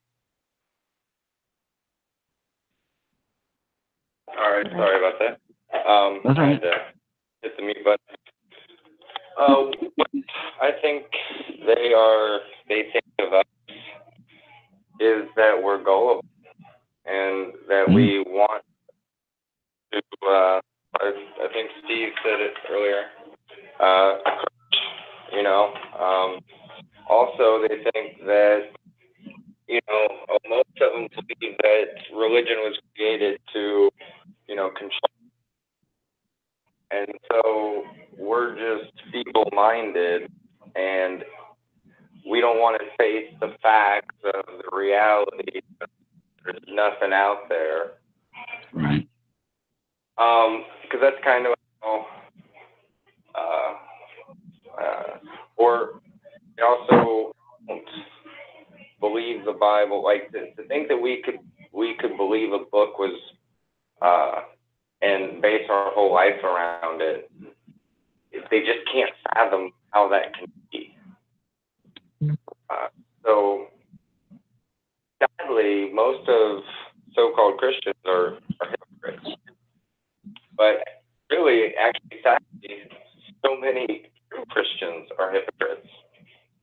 So not a good taste in the mouth of believers. Right. So I think think the main thing is that they think we're gullible and just not in reality. So that's why whenever I talk to them, and I don't do this on air, but if I'm at a door, knocking on a door, and there's somebody who has chairs outside with an ashtray, and I'm knocking on the door asking them to talk about Jesus, I'm asking them all to sit down and have a chat while we talk about Jesus, because I want them to know it's real. Like, I don't want to be a stumbling stone. I don't want people to think that Messiah smokes cigarettes and so it's okay, or be struggling, that that they want to quit, then they should. But when I can present to an unbeliever that I'm just as real as they are, by something that's not a sin but worldly, I believe that's some of the best ways I've been able to break down walls. People who would not have listened to anything I had to say because I had a Bible in my hand, but because I was different, because it was just like them, and I was as real as they were, and talking in a way that they understood. They actually sat there and listened and heard the gospel for the very first time of grace through faith alone. Wow, I've never heard of that before. Right. And Well, I was just saying, like, just being real with shows that we aren't gullible. That we reasoned. Some saved till he was 29. A grown man. I wasn't being gullible. Right. Being able, what Paul says, I'm all things to all men. But, I don't break God. Anytime I can be all things to all men, it just shows not gullible, that I have reasoned and searched out, and that there's something that they should search out as well. So I try to break the gullible persona as much as I can, but I think that's a big thing that they think of. Okay, perfect. Okay, so now I'm going to read his response to the question number 1, which is, what is a non-believer's perception of a true believer? His answer, this is Glenn's answer. True believers present themselves as an elite group who like to reinforce to themselves that they are special, and at the same time feel pity for the losers. That is my perception of those on this show to date. I've heard continual put-downs of non-believers by the language and terminology used, and to my mind, ill-informed analogies used to demonstrate a non-believer's position, or more to the point, make true believers feel good and cozy. I'll give you an example. A panel member said something like, a non-believer cannot forgive without payoff. They cannot forgive for forgiveness' sake. Honestly, I thought to myself, where could that have come from? Did you ask a non-believer, or just assume that a non-believer does not have it in their DNA? Do I hear true believers able to speak from generosity of spirit and willingness to forgive and be understanding and not so exclusive? Yes, I do. Do I see them act according to their speak? Sometimes. So my perception is, when actions speak louder than words, my perspective will alter accordingly. That's the complete answer to question number 1. Wow. Okay. Yeah. So I think we hit on some of that with your responses. Definitely the part of an elite group, Jen, you kind of hit on that a little bit. Him mentioning that aspect of it. So I'm going to move right on to question 2. Right. Well, on that, as you were in it, because that's one thing that I guess we need to be more aware of and be able to explain things both the worldly definition and the biblical definition. Because while somebody can worldly forgive, they can't biblically forgive without being saved. So I get exactly where they're coming from, and that's a good point to make aware to me and all of us that while we're using biblical definitions, we should also be explaining what the difference between the biblical definitions and the worldly definitions. Correct. So that you can understand it. Because if you're using the Bible to define itself, and we're just talking as if that's truth, well, people who don't use the Bible to define the words that they're talking don't understand what we're saying, really. And so it's not that we're pitying them, it's that we need to keep them in the conversation by explaining both sides of everything. So that's great. Yep, I thought so too. All right, so question number 2, and I'm just I appreciate your comment, Matthias, and I wasn't sure if I wanted to, after we read his answer, if we wanted to try to tackle anything with the question. But what I wanted to at least be able to do is get through all 3 questions before the end of our time. And again, I'll know better if 3 questions is too much, depending on how much time we have to deal with the questions themselves. But because it's the first time, I just don't know how it's all going to pan out. So I'll read, we'll do the same process for number 2, because we have a half an hour left. So it seems like we're doing okay. Number 2 is it possible that a non-believer can think and act like a true believer? Is it possible that a non-believer can think and act like a true believer? And anyone raring to take on this question? Are we answering as a non-believer or as a believer? Is it possible that a non-believer can think? Answer from your perspective, because really, well, you and Jen both have been non-believers probably more recently, so you could answer from the non-believer perspective. But since you're on the panel, I think we're just interested in what you think a non-believer, what you think. Is it possible that a non-believer can think and act like a true believer? Well, I could answer them both. From a non-believer, I would say they would think yes. From my perspective, I would say no. Now, can they act like a believer? Yes.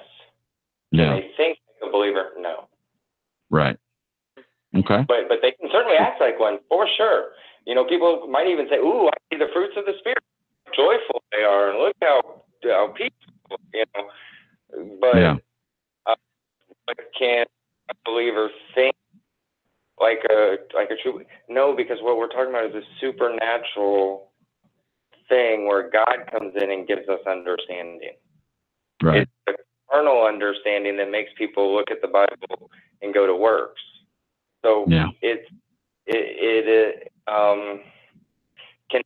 can a non-believer act like a believer? Certainly so, yes. Yeah, and it happens all the time, vice really. Vice versa. A believer can act like a non-believer, certainly. We see that way too often. Yeah. But can they think one like another? No.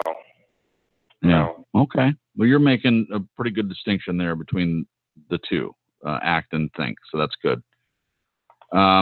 Who's up next? Steve or Jen or Brenda? You guys go ahead. I agree with the Go for it. Okay. Yeah. All right. Cool. And I was actually going to say, before he spoke up, that was going to be my answer as well. Okay. And I'm not trying to cop out it, really, truly. No, totally. I think our thoughts, are shaped by the Holy Spirit once we're saved. The way our thinking changes, and it's constantly changing because we're constantly growing, in our knowledge of the Word, and our relationship with God.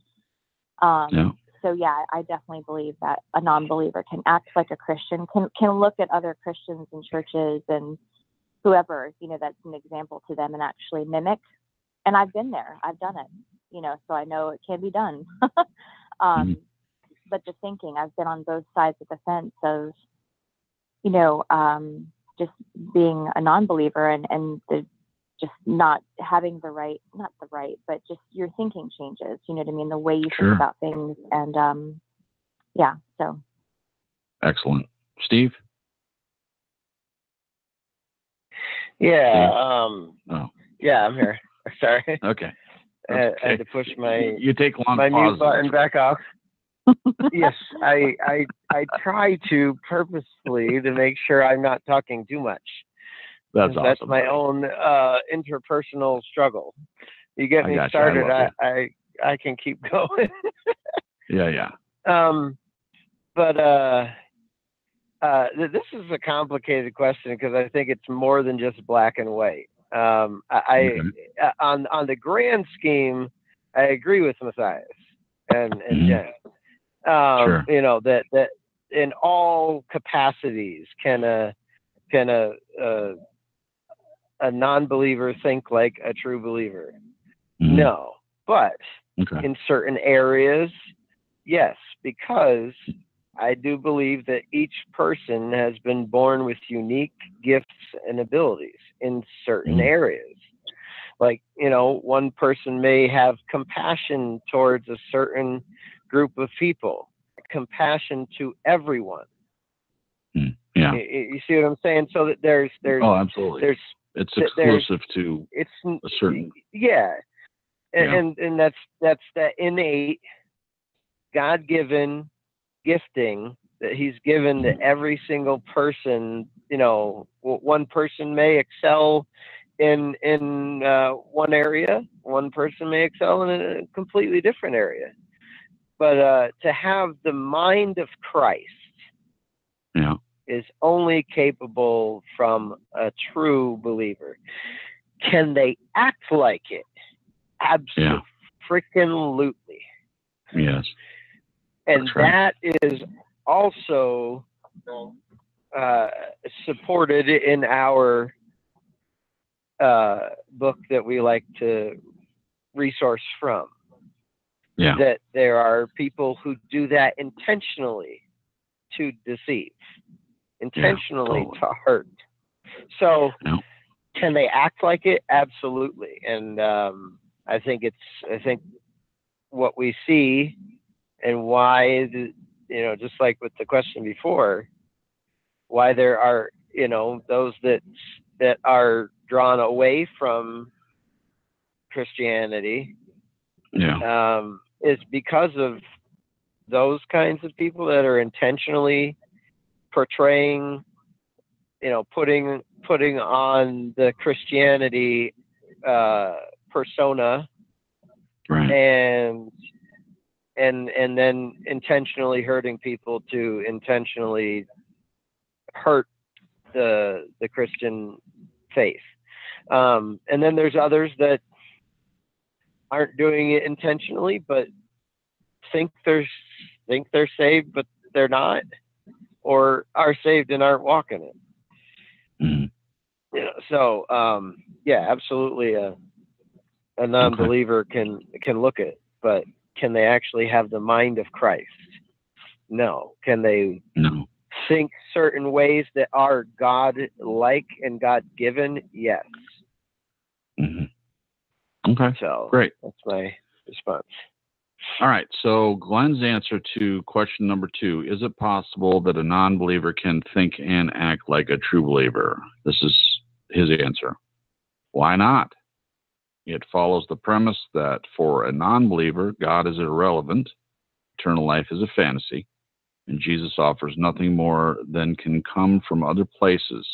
It would suggest that there is no commonality of thought or understanding. So can there be? I have outlined a scenario and invite true believers to provide their comments, and then we shall compare what I have provided to Jason. Okay, so here's the scenario. This will require you to answer the scenario 2 before I give the final answer to number 2. So the scenario is, identical twins are drowning in a pool. I cannot swim, but I have one life ring. If 2 people hold on to it, they both sink. one twin has non-believer on their shirt, and the other twin has true believer on their shirt. Which twin do I throw the ring to? Oh my goodness. Actually, That's deep. I know. I throw the ring to the believer. You're breaking To the up, what? Ty. Yeah, you're breaking up, buddy. Throw the ring to the non-believer. Yeah. I don't throw Yeah. it to the believer. I throw it to the non-believer. If that's the scenario, I throw it. Right. Okay. And I Jen? would say my answer is the same. Same answer? Yeah, same answer to the non-believer. Okay. Steve? Steve? Yeah. Yeah.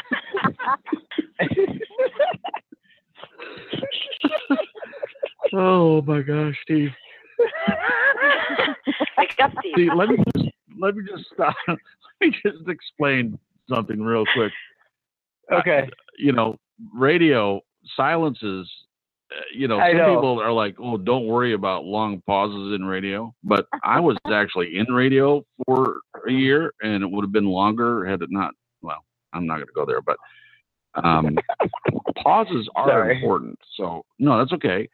So I know it's part of the way that you present things. You want to make sure you're not. I get that. I totally get that. It's just hilarious that there's that long of a pause. It's like, well, it's like, did he hear me or the phone?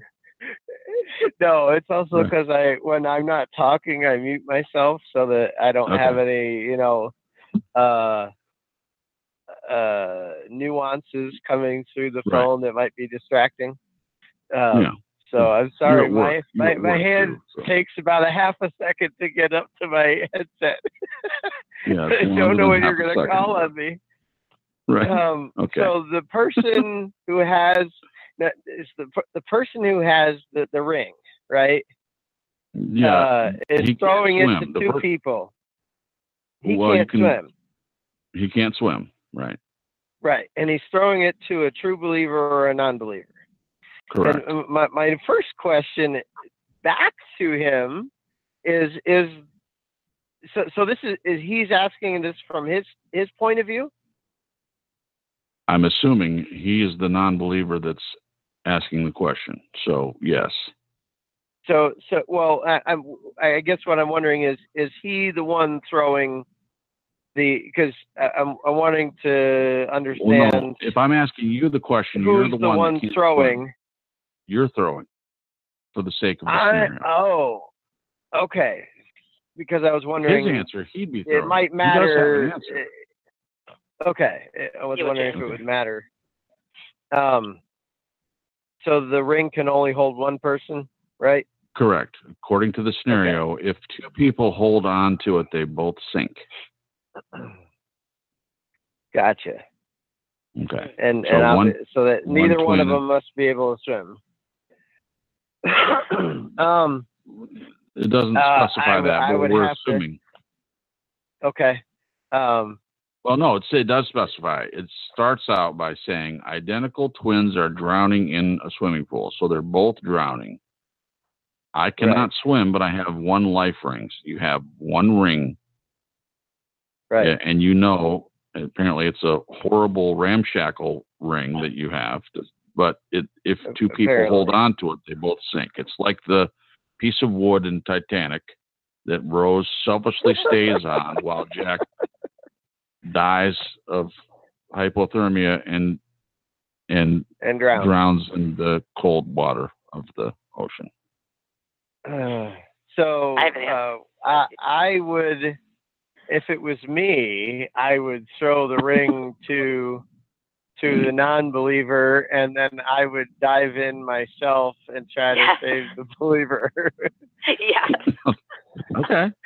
Because we'll allow you to. Because I've been a lifeguard, so. Well, but you can't swim. That's awesome. You can't swim. I can't swim. I'm a non-swimming lifeguard. That's right. And you have a horrible. I just hold my breath for a very long time. That's all I can do. I'll be the next floater. Push them out of the water by the way. Yeah, obviously I would throw the tube to the non-believer, because if I could actually know, like in that scenario, which we can't, but if I could actually know one's saved, one's lost, I want to give the lost person every opportunity to seek and find faith and belief in Jesus. By the way, that's just your average Joe, or a murderer, or a Satanist, or a pedophile. By the way, I answered that as well. When he asked me the question, that was my immediate answer. You throw if you're a true believer in that situation, you have two twins that are both drowning, and you can only save one. You can't swim. You can only save one. Then you save the non-believer for that very reason. Okay, so his answer, Glenn's answer. What? Oh, can I answer real quick, Jay? Yeah. Oh, did I forget you? Well, I have twins, so that'd be really hard for me, honestly, because I got twins myself. But I agree with you. But on a second point, I put the tube on myself and swim out there and grab both of them if I could. I would really try, because I got boys, so that would be difficult for me since I have twins. Sure it would. Yeah. Okay. So his answer, Glenn's answer is, I simply do not have an answer because I don't know what I would do. So that's his answer. And doesn't know what he would do. Interesting. Okay, so we have about... And it makes perfect sense, because if he doesn't believe, then they're just as equal. Yeah. You know, like, if he doesn't believe in the ever after, you know, and eternal life, then both of them are in the same situation, no matter what's on their shirt. So that was just an honest and a good answer. Yeah. Oh, I didn't say it wasn't. It's just interesting. I mean, it's interesting to me. I mean, we all had an answer. I mean, there was really not even any processing time about what it was. I answered immediately as well what I would do. Go ahead, Someone had a different answer in chat. Cincinnati Preacher said, I would throw it to the believer. I think that they may bear much fruit if they stay alive. Yeah, and when I gave it a lot of thought, I came up with that as well. I thought, after I'd given my original answer, I thought of that too. But then, if you're the father, though, that although that may be true, you're losing the one wearing the non-believer shirt, and there's no chance for them. Yeah. So that's the point in which they're in the water, they're drowning. You know that the true believer, you know where they're going. You're going to see that person. You're going to see your son or your daughter again. But the non-believer, that would be the last time you see them, according to what we believe in Scripture about there being an afterlife. Great stuff. Thank you for sharing that, Brenda. We always want to know if there's someone in the chat that's actually listening and they want to respond to something we're asking. Or weigh in. We definitely want to hear that. So thanks for that. All right, so we're on to question 3. We have about 12 minutes. We should be able to get this in before the bell. Number 3 is there a place for God in a non-believer's heart? Is there a place for God in a non-believer's heart? Who wants to take that on first? I think yes. Okay. I think it's a little bit different, you know. But I don't know the scriptures. I'm not a scholar. But okay. You know, I think God calls to us. You know, when we're not saved, when we're not a believer, we don't, you know, trust Him or walk with Him on a daily basis. I think there are things that God does in a non-believer's life that calls to people and opens up opportunity, whether it's, I don't know, like nature and the beauty in nature, or just so many different millions of things that He does to try to get our attention. Does that make sense? Oh, totally. Yeah. Even in nature. I mean, when you look at nature, and I won't take long with this point, but everything in nature points to there being a creator, a God. The way the streams flow, from the oceans, and the way animals move, and the way birds fly, and they migrate, and they have memory, and they have radar, and they have all this stuff that didn't come from a pool of slime. There's so much that shows us there's a creator. Even if you ignore all that and you look at the human being and how complex they are, and you think to yourself that there isn't a God, and I don't see that. I see, when I look at other people and think about myself, even I can't fathom how it happened the way that the narrative is from non-believers. Their interpretation of evolution / Big Bang / et cetera, et cetera. Yeah. Okay. So, Matthias, did you answer? Is there a place in a non-believer's heart? Place for God? Yes, there is. It's empty and void, and God's wanting it to fill it with himself. That place is the place where, when we believe, God moves in, and we are the temple of God. Mm-hmm. In fact, I believe when we get saved, we go back to when God created Adam, and God walked with him. And I believe it was within his heart. We were created with that cavity, with that space. And when sin entered in, God moved out. And all humanity has that space still. And a lot of people are doing all sorts of things to fill that void. Sure. Out of airplanes and different things, thrill seekers. But it's because everybody's got that space in their heart that specifically God shaped.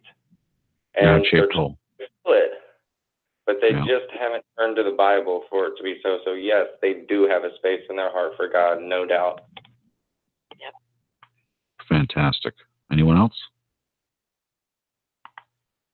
Did everybody weigh in? Okay. Here's Glenn's answer. Is there a place for God in a non-believer's heart? Glenn says, if God is about love, compassion, forgiveness, values, morals, and tolerance, to name a few, how could there not be a place for God everywhere? What a true believer may call God, and I call God by another name, does not mean boundaries are not crossed and walls not broken down by our behavior and attitudes towards each other. God represents different things to different people, but it is my belief that it is authenticity that underpins and defines us. On this show, I have heard continually that a non-believer cannot love, cannot forgive, cannot be true without God's love. If I say to a true believer, I feel God's love in my heart, do you say, no, that is not the true God? Or do you say, what rubbish? Or do you think, wow, I need to think on that some more? That's his answer to question 3. Wow. Okay, so we have a little bit of time left. Does anyone want to add anything after you've heard his answers to each of these 3 questions? Do you want to add anything else to any of them? I would just like to say, because I know he listens to the show, Glenn, just thank you so much for taking the time to answer these questions and being honest. Some of it was hard to hear. I'll just be honest. From me, it's kind of heart-wrenching, but good. We need to hear this stuff, and so I just really appreciate you contributing. Oh, perfect. That was nice. Thank you, Jen. Anyone else? Actually, maybe we should have a talk back for each one, because I honestly can't remember the first 2. Okay. Well, we have time. Right. Well, right. No, but each one of them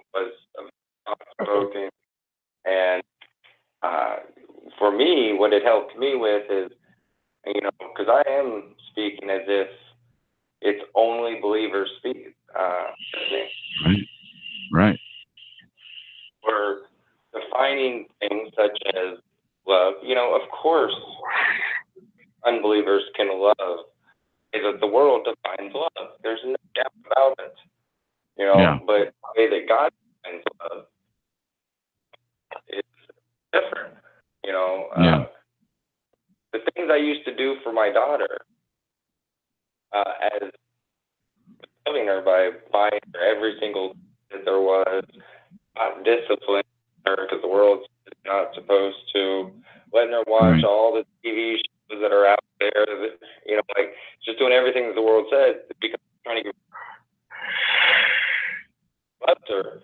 I was actually turning her away from the truth of the Bible and into the ways of the world. So while I was acting and thinking I was loving her, I was actually doing the opposite and setting her up to reject God and just go into the world. So a lot of people would understand that discipline, chastising, is actually, you know, so the defining biblical terms and the world is entirely important so that those who don't use the Bible to learn what we're saying. Yeah. I thought the questions were great. Yeah, thank you. I mean, I'll thank him for you. Thanks, Glenn. Steve, do you want to add? What was the final question? Did I miss it? Oh, is there a place for God in a non-believer's heart? Was the third and final question. Yes. Okay. It is. I'm not sure I understand the question completely because I think we're all made for him. But when someone says, "Is there a place for God?" Like you know, in a worldly context, like, you know, someone might still feel like they have a place for someone in their heart, even though they've moved on to another relationship. Kind of that kind of a place for God, like, I just, you know, I have a little spot, I have a little place for God in my heart. No, I think he means just in general. Is there a place? And did you hear his answer? No, I did not hear. Okay, I'll read it again. Question. Okay, so his answer. That's okay. His answer is, if God is about love, compassion, forgiveness, values, morals, and tolerance, to name a few, how can there not be a place for God everywhere? What a true believer may call God, and I call God by another name, does not mean boundaries are not crossed and walls not broken down by our behavior and attitudes towards each other. God represents different things to different people, but it is my belief that it is authenticity that underpins and defines us. On this show, I've heard continually that a non-believer cannot love, cannot forgive, cannot be true without God's love. If I say to a true believer, I feel God's love in my heart, do you say, no, that's not the true God? Or do you say, what rubbish? Or do you think, wow, I need to think on this some more? I think you need to think on this some more. My answer to his answer would be similar to what I stated before, as far as, can someone think like a believer and be a non-believer? And, you know, there, in this creation that I believe that God created, there are, you know, that there's a difference between the working of the Holy Spirit in and through us and God's qualities being present in his creation. Let me stop you there. We only have, hold on one second, Steve. We have 15 seconds left for the people that are actually listening by internet. So if you don't hear the tail end of the show, you can definitely listen to it after the show ends. So thanks for listening to True Story Live, and tune in next week when we'll be covering another interesting topic. Thanks for listening. All right, go ahead, Steve. Okay. Actually, that was. I mean, I'm glad I got that much in, because that was really the essence of what I was trying to say. But, excellent. Yeah, I just didn't want to alienate the people. Yeah, no, I totally understand. Okay. But that, that there, if this God that we believe in did in fact create it, even though it is fallen and affected by sin, he's still here. And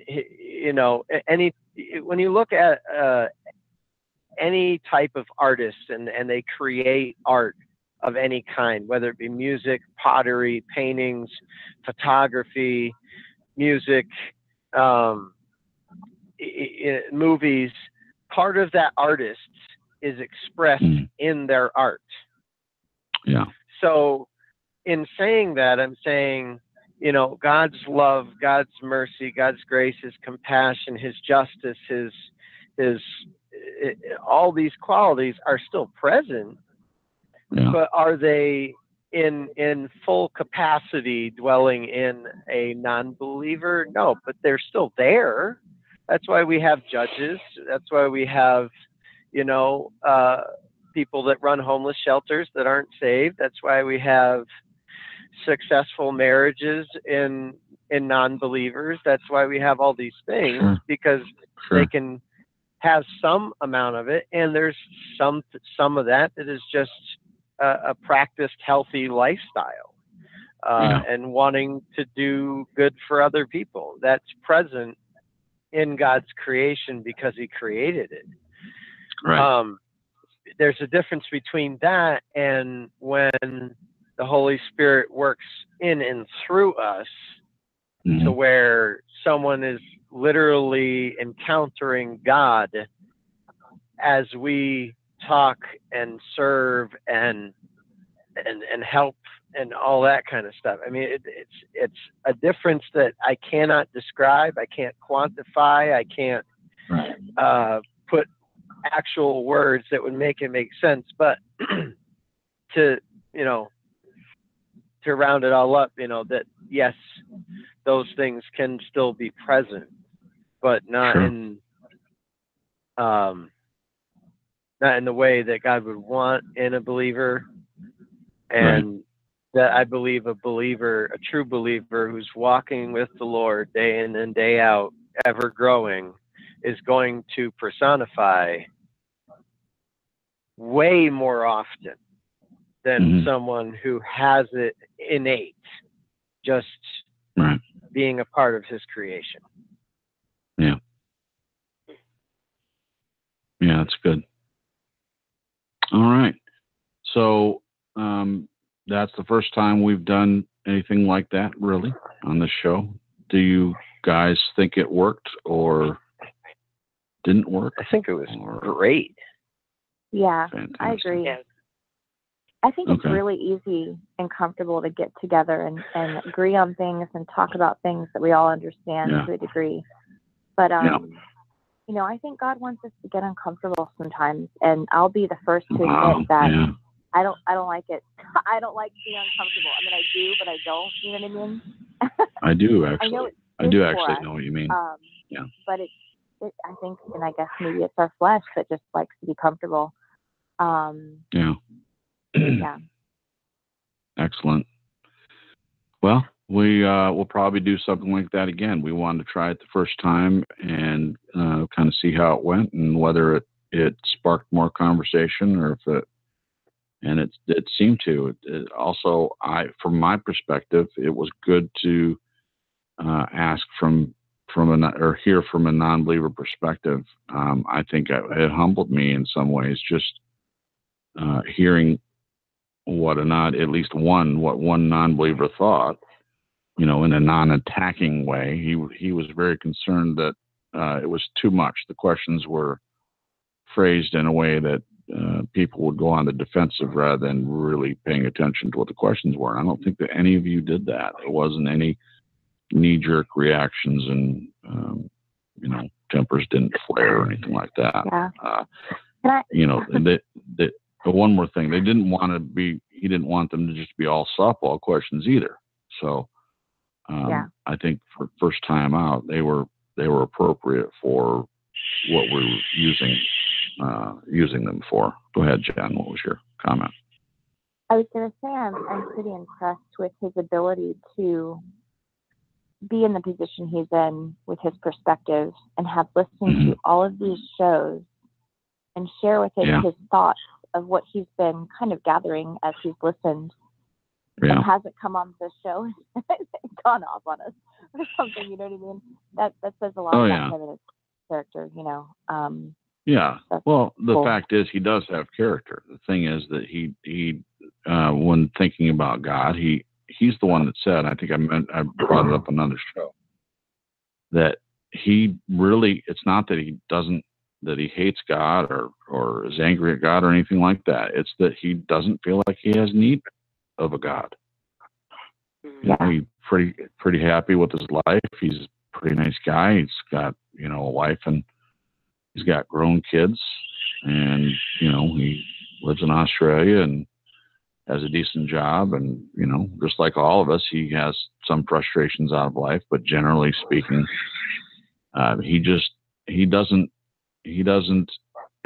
know about his own sin or depravity himself, or has any need to do anything about that, or just doesn't have a need for anything above and beyond what he's already experiencing. And it's because he's been willing to talk to me about these topics, and he's done all his homework. I've given him sermons to listen to. I mean, this isn't where I've tried to spring something on him.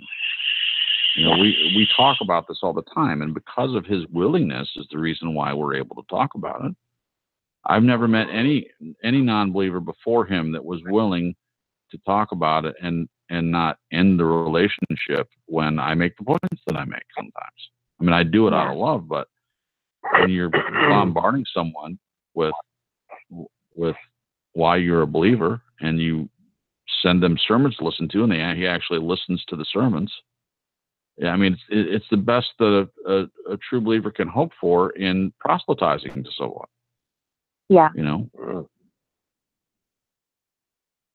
But it also helped me think more about how I should change my own apologetics, and making that a focus for me personally, and by extension, as far as the show is concerned. So cool. I can't wait. I didn't know that there were non-believers watching it, because I do speak totally different from when I'm talking to somebody trying to, help them get saved, or a believer get struck in their faith, or I'll use biblical terms. Most converts will realize that they don't understand what I'm saying. Right. I'm sure that's true. Believers has a totally different approach. I just wanted, since we're off there, I wanted to say I think you're using a new phone or headset or something, but you've been breaking up quite a bit, and I'm so bummed because I love hearing what you have to say. I've been praying over your equipment the whole time, because I'm like, I would just want to hear what Matthias is saying, but it's been breaking out quite a bit. Definitely. Thanks for bringing that up, Jen. As a heads up, now I don't know what the people on your end are hearing, but when you've been speaking, sometimes it sounded okay, and then other times it was just breaking up, and I just kept listening, much like Jen was, because you were making good points, but some of it you can't understand or hear. But I don't know what it's like on your end. Well, the problem, I'm actually out far away from the receiver. I've been actually mudding. I'm doing drywall. I've been mudding and working the whole time, so I'm actually on the same phone as normal. It's just I'm way far away from the receiver. I didn't realize that. If you would have told me, I would have walked out here every time I talked. Oh, you should have told me during the broadcast. Oh, well, like I said, I didn't know. If it was just on our end or on your end or what. I didn't know how Talking Doctrine side, the simulcast, was able to hear you. They're going to hear the same breakup because it's, I have the computer going on in the office there. That's right, yeah. So I'm not speaking through the microphone anyways. I'm speaking through the phone normally. Well, yeah, that's true. Okay. Well, something to say think real about quick for next time. If I could. Yeah, go ahead, Steve. Yeah. I was thinking about I think it was his first or second question, probably his first about how non-believers see believers. It's possible for a non-believer can think and act like a true believer. Oh, no. I was talking about the one where how do non-believers see believers? What is a non-believer's perception of a true believer? Yes, that one. One of them I was just popped in my head. I guess it was partly where I was trying to go. The super spiritual. Yeah. Where everything is either of God or of the devil. Right. I lost my house because of a demon.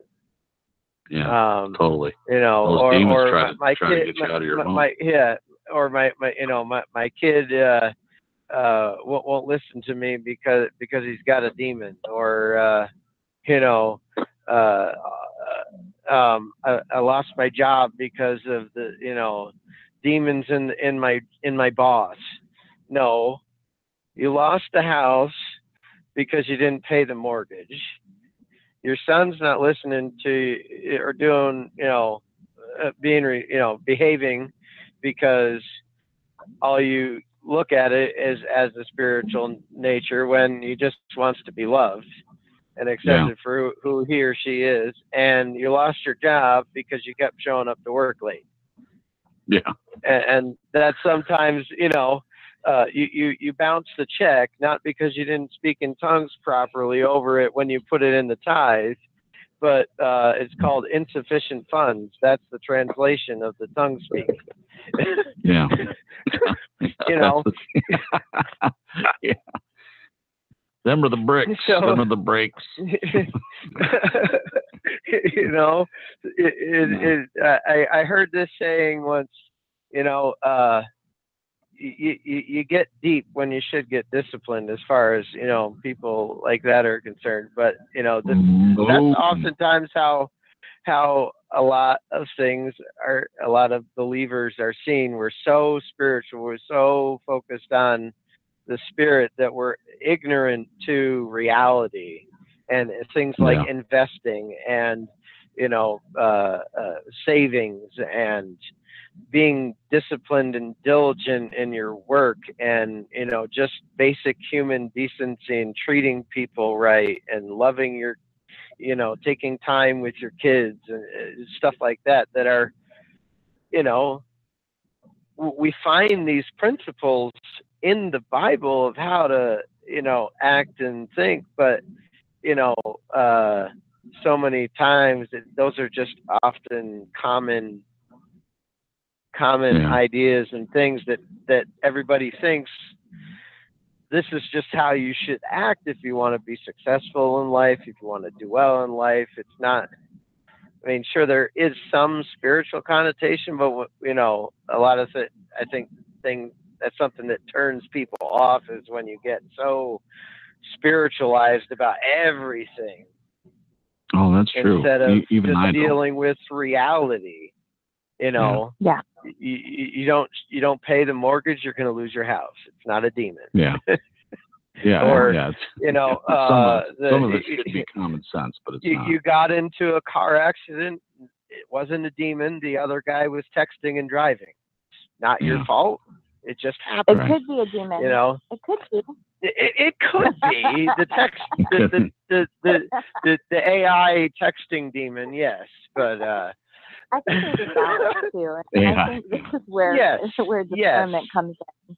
You know, as far as our side is concerned. Yeah, exactly. Yeah, because I mean, I came from a perspective of really like, you know, I believed in the devil because he's in the Bible, but that was as far as it went, and I didn't think. I didn't know. I wasn't taught how much he intervenes and tries to put a foothold or a stumbling block, or, you know, the ways that, you know, the spiritual side of it works. So I realized we can go to an extreme on spiritualism, but I believe we can swing the other way as well and not be aware of it at all. Oh, sure. And because, I mean, I was in a place where I thought when I was being attacked spiritually, I was thinking, oh my gosh, God's mad at me. He hates me. Maybe I'm not saved. I mean, like, there was some crazy crap going on where it was spiritual warfare. And because I had a lack of knowledge of knowing that Satan really does exist and demons do exist, I just was completely unaware, you know. But yeah, I do agree with a lot of what you're saying, Steve. And it does. Yeah, definitely balance. Definitely balance. In our lives, I was just, you know, there's so many people that are like that, you know, I know that does turn people off, where it's like, just get a grip, dude. You know, that's what non-believers think. And I get it. And sometimes I want to say that to people that are like that, get a grip. Yeah, you know, totally. In some sense, you do need to pull yourself up by your bootstraps. It's not always, a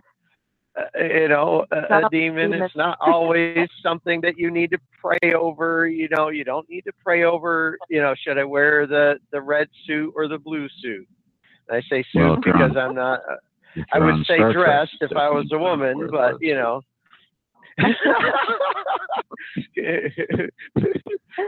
resistance is futile. That's right.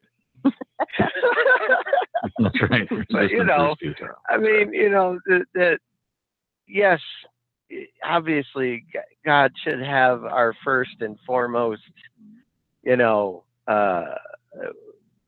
attention in desiring to do things and honor him in what we do. But praying over parking spaces for vanity's sake.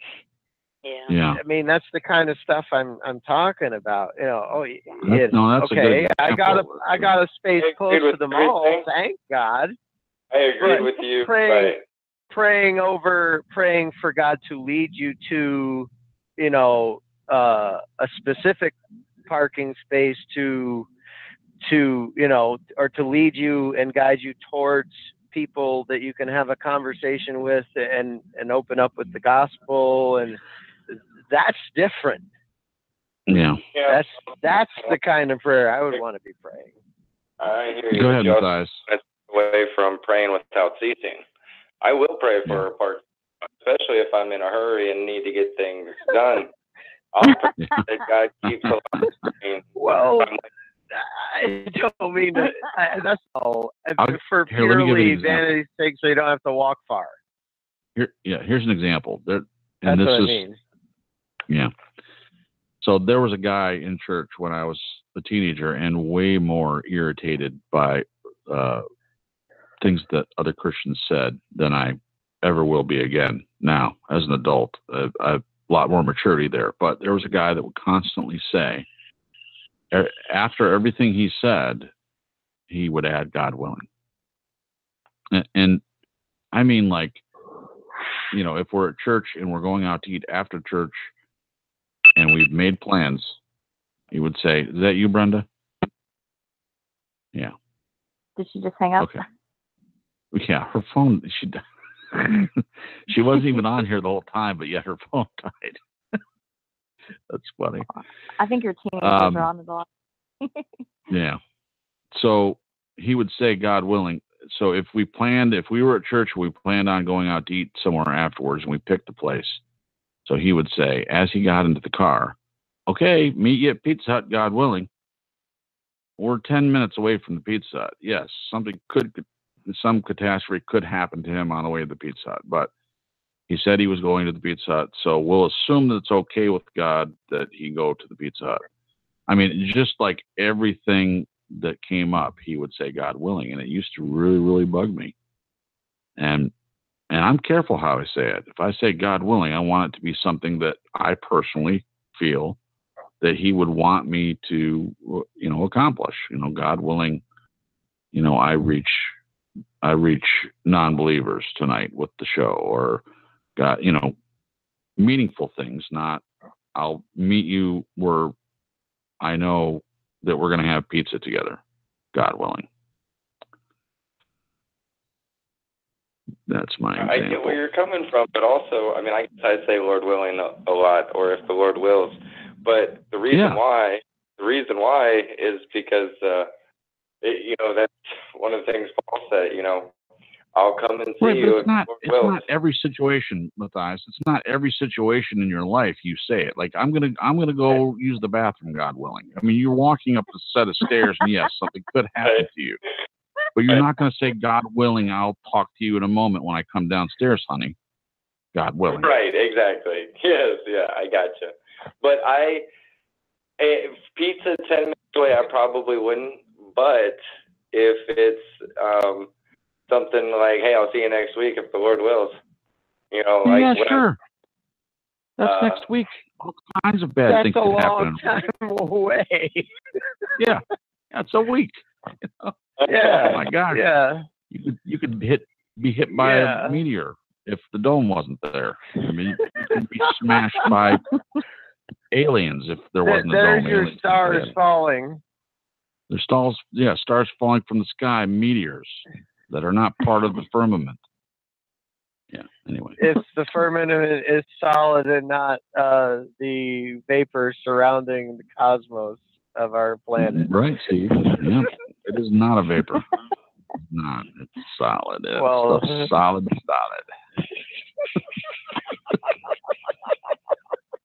Sorry. You're on my show now, Steve. We're talking. I know it. Hey, the stars could still fall. God could make it happen from where they are to the planet, if it is a globe. Oh, okay. So, all right. So, if that's true, from Steve, every side, that's true. From the every stars side, are billions, according to scientists, and I'm using air quotes. Nobody can see because it's radio, but I'm using air quotes. Mm-hmm. When scientists think or say that the stars are billions and billions and billions of miles away, the stars are somewhere. And then read God the Bible. Can't the Bible make them says fly. The stars. Hold on. Okay. So when we read the Bible, then after we've listened to the quote unquote scientists say that they're billions of miles away, and we read the Bible and it says that the stars will fall down to the earth. So are we then to stretch our finite human fallible minds to think that God is calling the stars from billions of miles away so that they arrive here at the exact time in which he's going to return to the earth and break the dome? Yes. So, yes, he can do that. Is God capable of anything? Yes. Absolutely. But it makes more sense when you realize it from the perspective of that it is an actual dome over the earth. When you see it, then everything else makes more sense to you from that perspective. When you go back and look at the Bible and you read the verses, then you say, the firmament's solid, the stars are in the firmament, so when the dome breaks, the stars that are there will fall to the earth. It's just a matter of common sense at that point. Well, what happens to the dome? God willing. God willing, the dome is already destroyed. He's opening the dome to come back to Earth. Does the dome fall too? Yes, I'm sure people will be killed by the heavy see-through dome. That's awesome. Firmament. Not people dying. I'm talking about how firm the firmament is. Well, I mean, we're talking about the great I totally get it.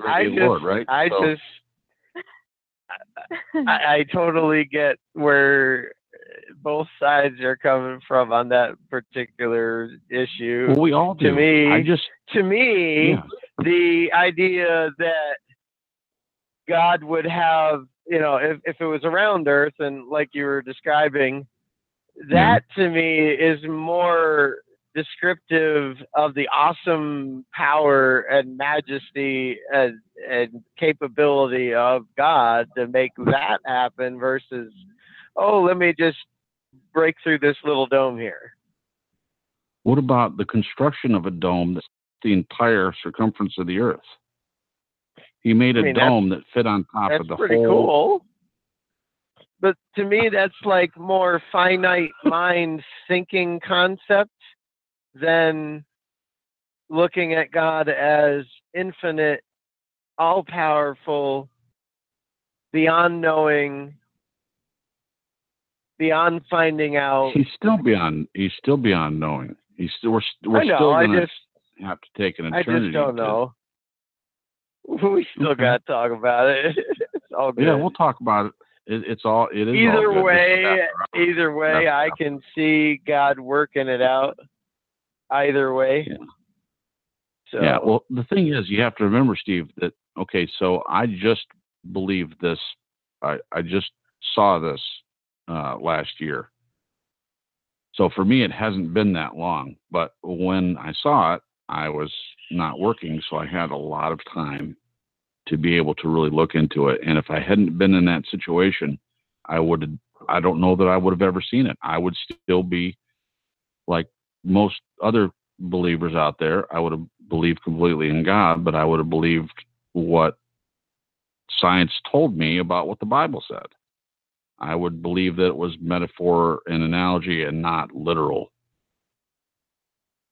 The things about creation and things that describe the earth. Yeah. But now that I see it, there's no way I can go back to that. I can't reform my mind back to what it once believed once my eyes were opened.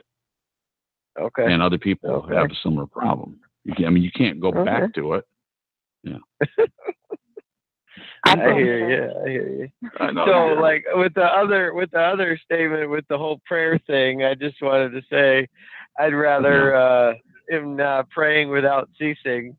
I'd rather use my time praying to be led to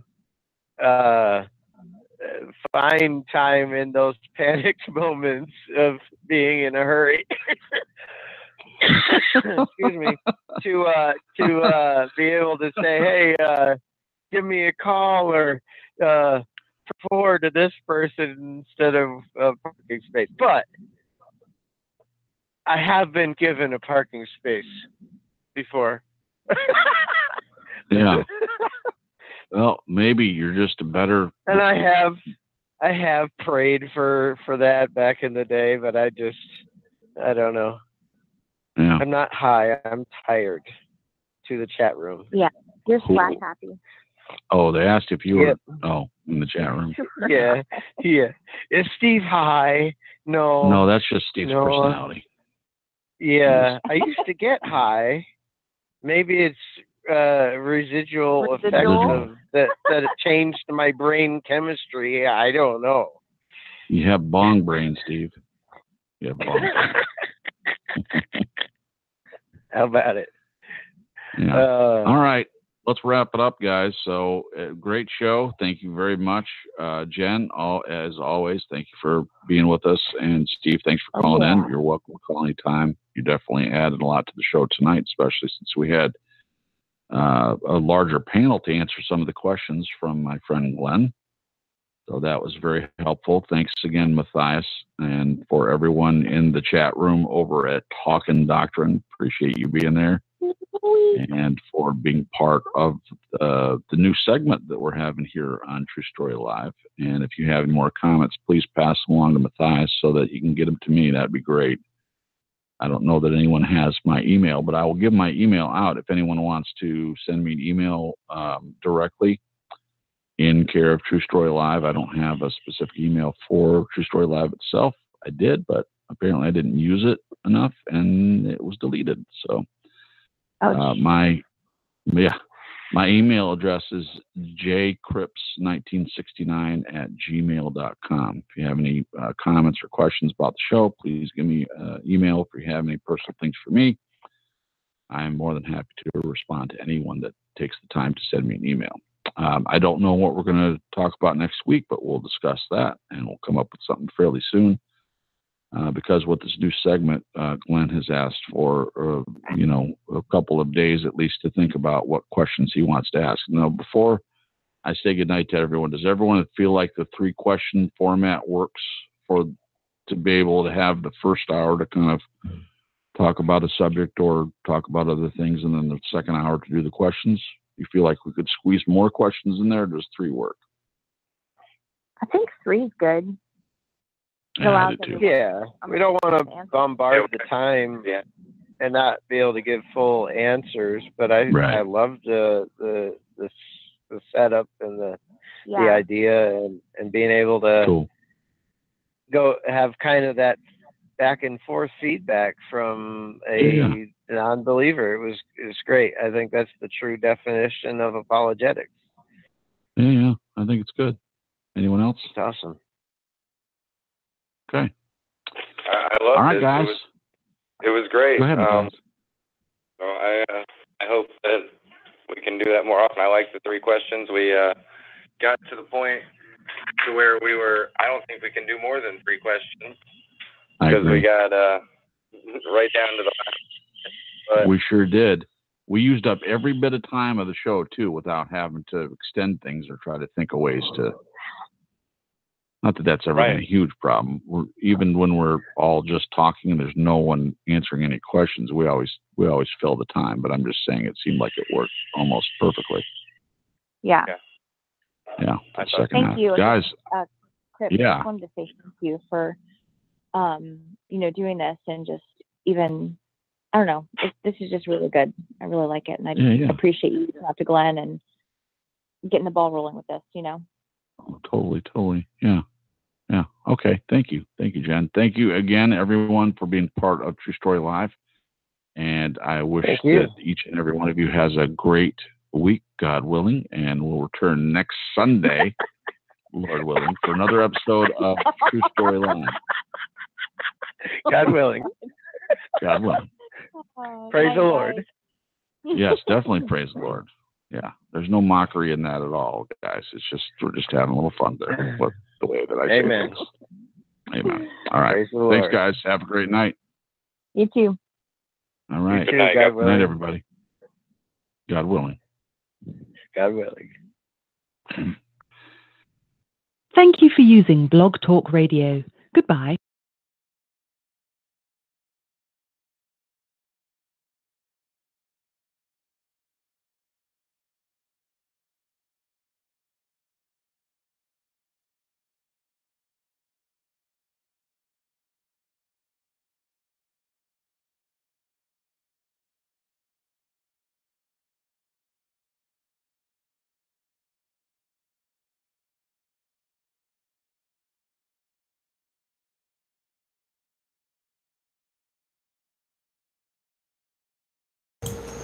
Oh, I'm sitting here talking away and you guys can't even hear me. I'm Noodle. Welcome. Glad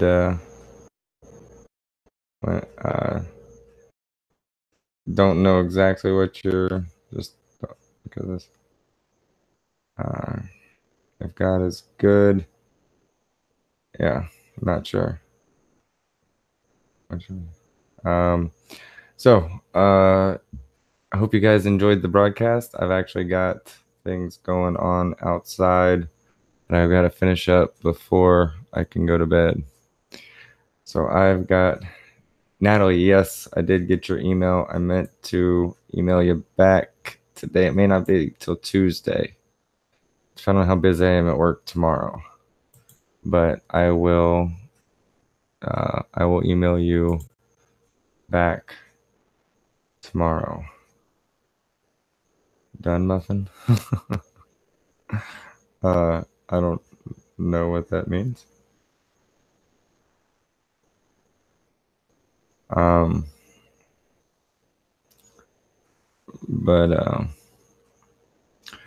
Noodles. You're more than welcome to hit me up and we can have a conversation on air tomorrow. Yeah, wait. Wait. I do have something tomorrow, but I don't remember what. Oh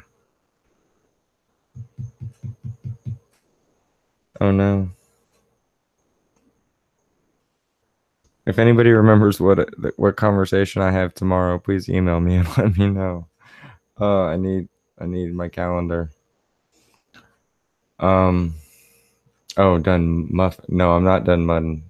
Almost done.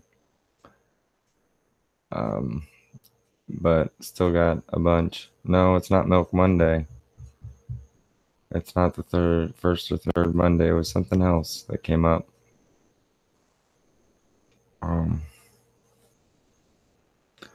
But I do have to get back out there and get that because I'm time sensitive with what's going on out there. So, guys, thanks for joining us this evening. I'm sorry about the broadcast issue on my end. I didn't know about it, but next time I will make sure that I'm closer to the receiver. But I hope that the audio worked out well. I hope it was the best audio for this simulcast. And praise God that we were able to get it to finally work. So look for a broadcast tomorrow. I don't remember exactly what.